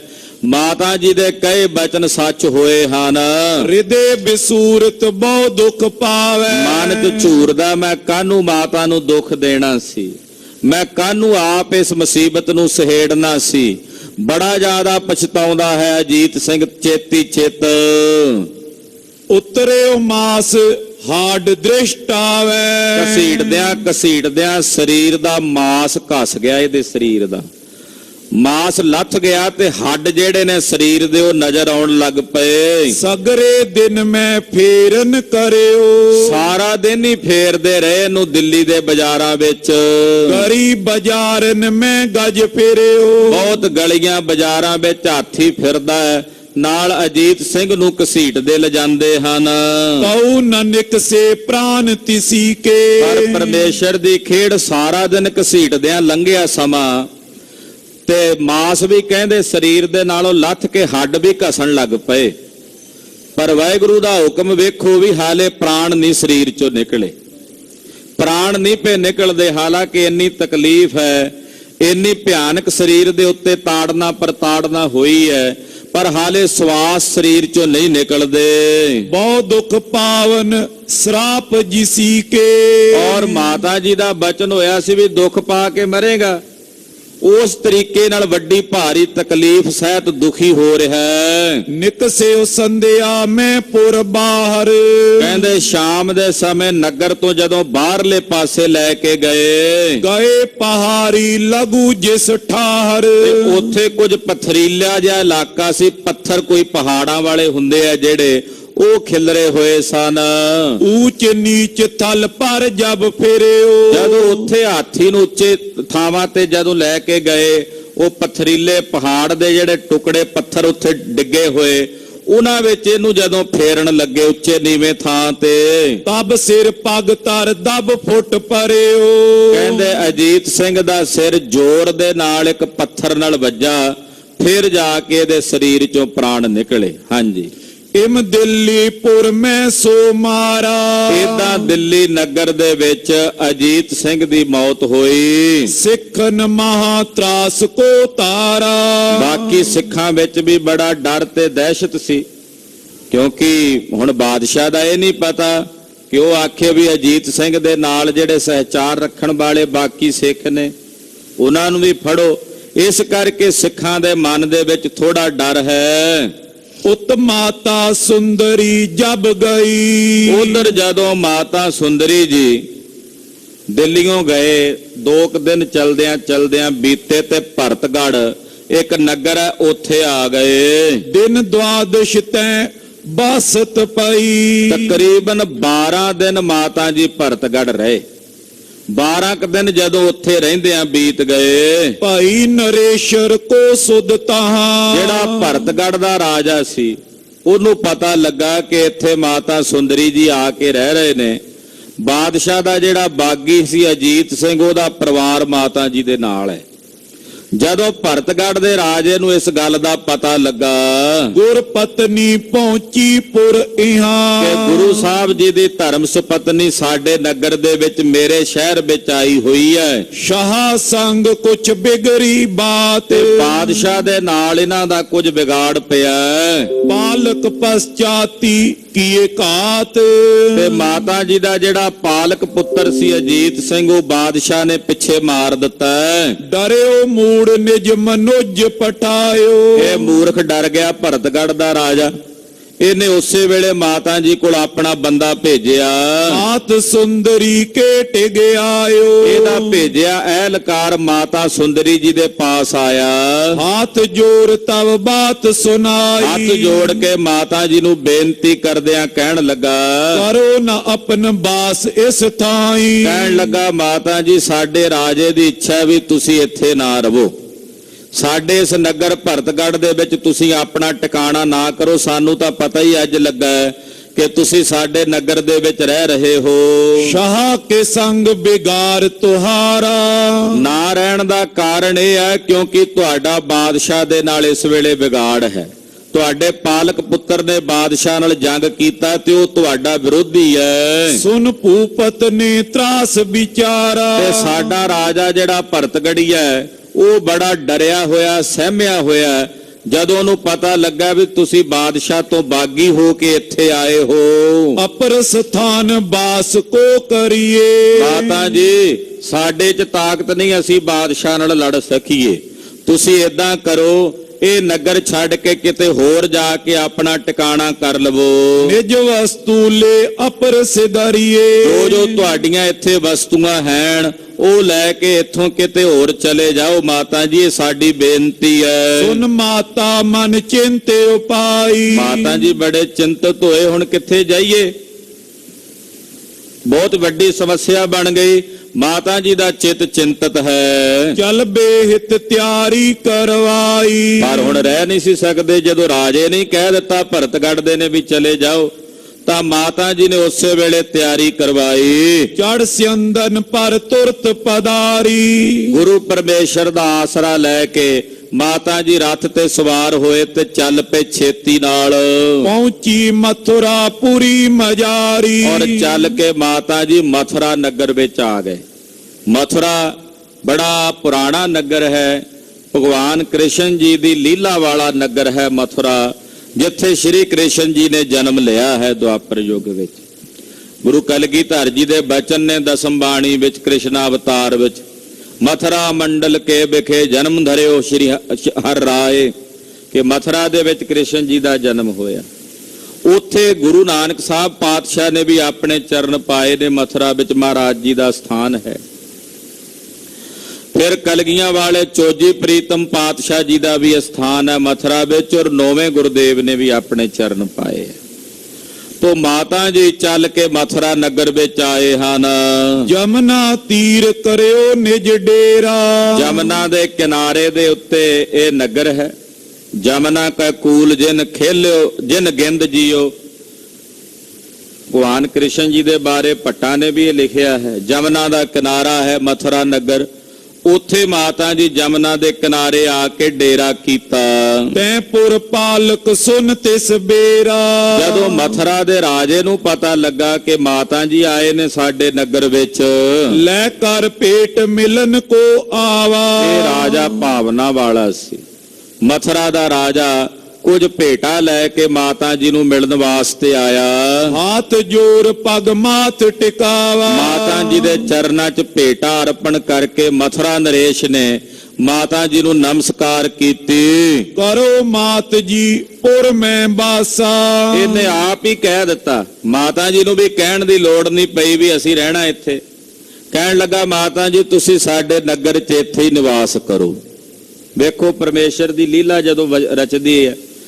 ਕਿੱਥੇ ਮਾਤਾ ਜੀ ਸੋਚ ਰਹੇ ਸਨ ਵੀ ਹੁਣ ਕਿੱਥੇ ਟਿਕਾਣਾ ਕਰੀਏ।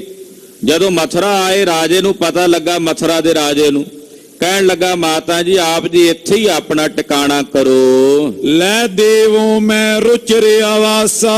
ਮਾਤਾ ਜੀ ਮੈਂ ਤੁਹਾਨੂੰ ਇੱਥੇ ਇੱਕ ਵਧੀਆ ਮਕਾਨ ਲੈ ਦਿੰਨਾ ਕੋਈ ਬਣਿਆ, ਜਿਹਦੇ ਵਿੱਚ ਤੁਸੀਂ ਆਪਣਾ ਨਿਵਾਸ ਕਰੋ। ਜੈਪੁਰ ਕੇ ਰਾਜੇ ਤੁਮ ਦਾਸ। ਜਿਹੜੇ ਜੈਪੁਰ ਦੇ ਰਾਜੇ ਨੇ ਮਾਤਾ ਜੀ ਉਹ ਤੁਹਾਡੇ ਦਾਸ ਹਨ।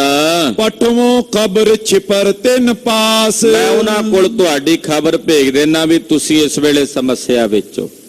ਇਹ ਜੈਪੁਰ ਦੇ ਰਾਜਿਆਂ ਨਾਲ ਇਹਦੀ ਨਜ਼ਦੀਕੀ ਸੀ ਤੇ ਜੈਪੁਰ ਦਾ ਰਾਜਾ ਮਹਾਰਾਜ ਜੀ ਦੇ ਘਰ ਦਾ ਸ਼ਰਧਾਲੂ ਸੀ। ਕਲਗੀਧਰ ਦੀ ਬਖਸ਼ਿਸ਼ ਸੀ ਉਹਨਾਂ ਤੇ। ਕਹਿਣ ਲੱਗਾ ਮੈਂ ਜੈਪੁਰ ਖਬਰ ਭੇਜ ਦਿੰਨਾ ਮਾਤਾ ਜੀ ਆਪ ਜੀ ਦੇ ਇੱਥੇ ਆਉਣ ਦੀ, ਤੁਹਾਡੀ ਸਾਰੀ ਸਮੱਸਿਆ ਵੀ ਉੱਥੇ ਲਿਖ ਕੇ ਭੇਜ ਦਿਆਂਗਾ। सकल पांत को देहि गुजारा। ਤੋ ਜੈਪੁਰ ਦਾ ਰਾਜਾ ਵੀ ਤੁਹਾਡੀ ਮਦਦ ਕਰੇਗਾ। समा बितावो बैठ सुखारा। ਤੁਸੀਂ ਇੱਥੇ ਬਹਿ ਕੇ ਸੁਖਾਲੇ ਢੰਗ ਨਾਲ ਆਪਣਾ ਸਮਾਂ ਬਤੀਤ ਕਰੋ। इम कैले कर अंतर गए। ਇਦਾਂ ਕਹਿ ਕੇ ਮਾਤਾ ਜੀ ਨੂੰ ਇਹ ਆਪਣੇ ਅੰਦਰ ਜਿਹੜਾ ਨਗਰ ਹੈ ਨਗਰ ਦੇ ਵਿੱਚ ਲੈ ਕੇ ਗਿਆ। शुभ आवास में बासा ਇੱਕ दयो। ਸੋਹਣੀ ਹਵੇਲੀ ਦੇ ਵਿੱਚ ਮਾਤਾ ਜੀ ਦਾ ਨਿਵਾਸ ਕਰਵਾਇਆ। बांछित सर्ब वस्तु पहुंचाई। ਜੋ ਲੋੜ ਦੀਆਂ ਵਸਤੂਆਂ ਸਨ ਮਾਤਾ ਜੀ ਕੋਲ ਪਹੁੰਚਦੀਆਂ ਕੀਤੀਆਂ। बहुत भाव ते सेव कमाई। ਬੜੀ ਭਾਵਨਾ ਨਾਲ ਮਾਤਾ ਜੀ ਦੀ ਸੇਵਾ ਟਹਿਲ ਕੀਤੀ। उन जयपुर को सुध पहुंचाई। ਫਿਰ ਰਾਜੇ ਜੈਪੁਰ ਨੂੰ ਵੀ ਖਬਰ ਭੇਜ ਦਿੱਤੀ। मात तुहारे पुर में आई। ਕਹਿਣ ਲੱਗੇ ਰਾਜੇ ਜੈਪੁਰ ਨੂੰ ਜਦੋਂ ਚਿੱਠੀ ਭੇਜੀ ਕਿ ਰਾਜਾ ਜੈਪੁਰ ਮਾਤਾ ਜੀ ਮਥੁਰਾ ਨਗਰ, ਕਿਉਂਕਿ ਮਥੁਰਾ ਜੈਪੁਰ ਦੇ ਅਧੀਨ ਹੀ ਪੈਂਦਾ ਸੀ, ਉਸੇ ਰਿਆਸਤ ਦੇ ਅਧੀਨ ਪੈਂਦਾ ਸੀ, ਕਿ ਮਾਤਾ ਜੀ ਇੱਥੇ ਤੁਹਾਡੇ ਨਗਰ ਦੇ ਵਿੱਚ ਆਏ ਹਨ। सुन कर तीनों ग्राम दोए दिए। ਇਹ ਸੁਣ ਕੇ ਜੈਪੁਰ ਦੇ ਰਾਜੇ ਨੇ 2 ਪਿੰਡ ਮਾਤਾ ਜੀ ਨੂੰ ਜਗੀਰ ਵਜੋਂ ਭੇਟ ਕੀਤੇ ਮਥੁਰਾ ਦੇ ਇਲਾਕੇ 'ਚ, ਵੀ ਜਿੱਥੋਂ ਮਾਤਾ ਜੀ ਦਾ ਜਿਹੜਾ ਖਰਚ ਹੈ ਉਹ ਆਉਂਦਾ ਰਹੇ, ਕਿਉਂਕਿ ਹੁਣ ਇਹ ਨਹੀਂ ਸੀ ਪਤਾ ਕਿ ਸੰਗਤ ਕਦੋਂ ਇੱਥੇ ਆਵੇ, ਕਦੋਂ ਪਹੁੰਚੇ। ਤੋਂ ਮਾਤਾ ਜੀ ਨੂੰ ਖਰਚੇ ਦੀ ਗੁਜਰਾਨ ਦੀ ਤੰਗੀ ਨਾ ਆਵੇ, ਉਹਨੇ 2 ਪਿੰਡ ਮਾਤਾ ਜੀ ਨੂੰ ਜਗੀਰ ਵਜੋਂ ਭੇਟ ਕੀਤੇ। लिख कर पटे पठावन ਉਹਨਾਂ किए। 2 ਪਿੰਡਾਂ ਦੇ ਉਹਨਾਂ ਸਮਿਆਂ 'ਚ ਪਟੇ ਲਿਖੇ ਜਾਂਦੇ ਸੀ, ਜਿਵੇਂ ਅੱਜ ਕੱਲ ਰਜਿਸਟਰੀਆਂ ਹੁੰਦੀਆਂ, ਤੋ ਪਟੇ ਲਿਖ ਕੇ ਮਾਤਾ ਜੀ ਦੇ ਨਾਂ ਦੇ ਉੱਤੇ ਭੇਜ ਦਿੱਤੇ। अपर तगीद करी बो पाती। ਔਰ ਉਹਦੇ ਤੇ ਹੋਰ ਤਾਕੀਦ ਜਿਹੜੀ ਆ ਕਰ ਦਿੱਤੀ सेवा करो मात दिन राती। ਕਿ ਮਾਤਾ ਜੀ ਦੀ ਸੇਵਾ ਤੁਸੀਂ ਦਿਨ ਰਾਤ ਹਾਜ਼ਰ ਰਹਿ ਕੇ ਕਰਨੀ ਹੈ। सुंदर कर दीजे बनवाए। ਔਰ ਮਾਤਾ ਜੀ ਨੂੰ ਸੋਹਣਾ ਘਰ ਰਹਿਣ ਵਾਸਤੇ ਸੋਹਣੀ ਹਵੇਲੀ ਮਾਤਾ ਜੀ ਨੂੰ ਬਣਵਾ ਦਿਓ। बांछित वस्तु सर्ब पहुंचाए। ਜੋ ਜੋ ਵਸਤੂਆਂ ਚਾਹੀਦੀਆਂ ਨੇ ਉਹ ਮਾਤਾ ਜੀ ਦੇ ਕੋਲ ਭੇਜਣੀਆਂ ਹਨ।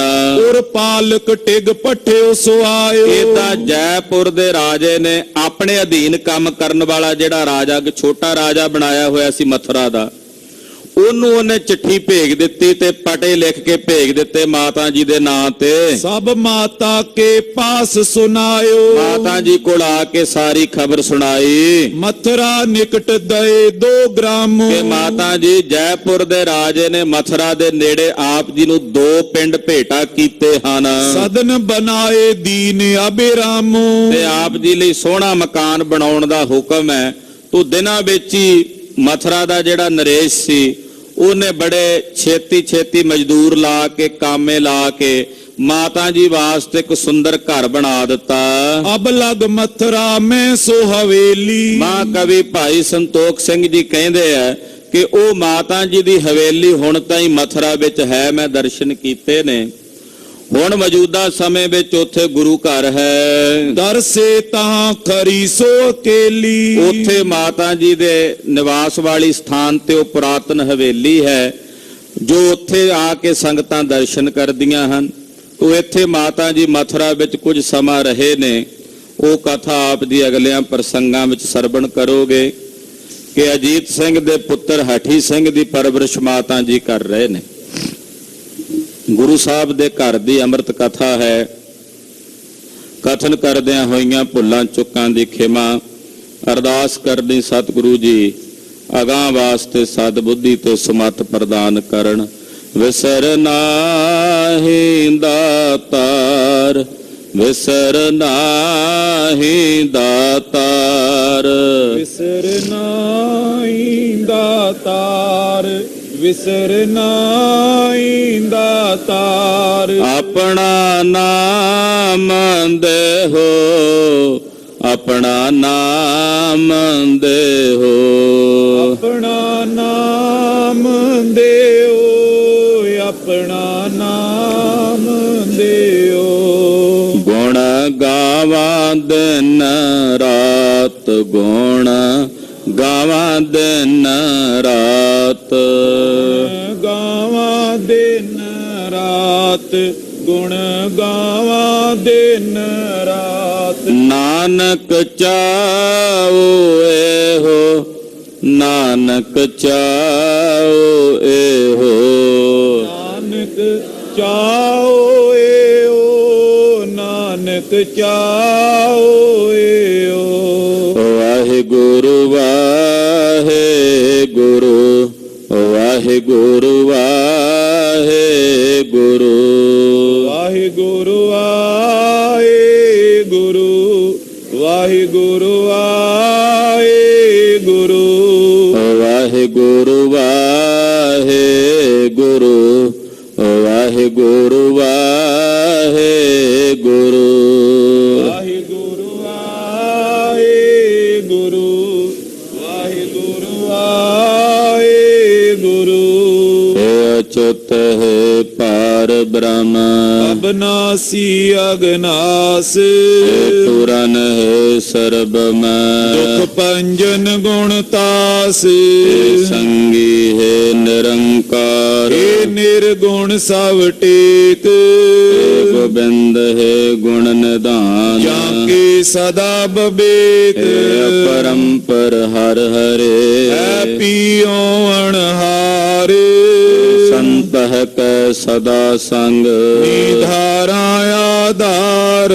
ਵੇ ਠਾਕੁਰ ਹਉ ਦਾਸਰੋ, ਮੈਂ ਨਿਰਗੁਣ ਗੁਣ ਨਹੀਂ ਕੋਏ, ਨਾਨਕ ਦੀਜੈ ਨਾਮਦਾਨ। ਰਾਖੋ ਹੀਐ ਪਰੋਏ, ਆਏ ਪ੍ਰਭ ਸ਼ਰਣਾਗਤੀ, ਕਿਰਪਾ ਨਿਧ ਦਿਆਲ। ਏਕ ਅਖਰ ਹਰ ਮਨ ਬਸਤ, ਨਾਨਕ ਹੋਤ ਨਿਹਾਲ। ਵਾਹਿਗੁਰੂ ਨਾਮ ਜਹਾਜ ਹੈ, ਚੜੇ ਸੋਤਰੇ ਪਾਰ, ਜੋ ਸ਼ਰਧਾ ਕਰ ਸੇਵੰਦੇ। ਗੁਰ ਪਾਰੇ ਉਤਾਰ ਨਿਹਾਰ। ਵਾਹਿਗੁਰੂ ਨਾਮ ਜਹਾਜ ਹੈ, ਚੜੇ ਸੋਤਰੇ ਪਾਰ, ਜੋ ਸ਼ਰਧਾ ਕਰ ਸੇਵੰਦੇ। ਗੁਰ ਪਾਰੇ ਉਤਾਰ ਨਿਹਾਰ। ਵਾਹਿਗੁਰੂ ਜੀ ਕਾ ਖਾਲਸਾ, ਵਾਹਿਗੁਰੂ ਜੀ ਕੀ ਫਤਿਹ।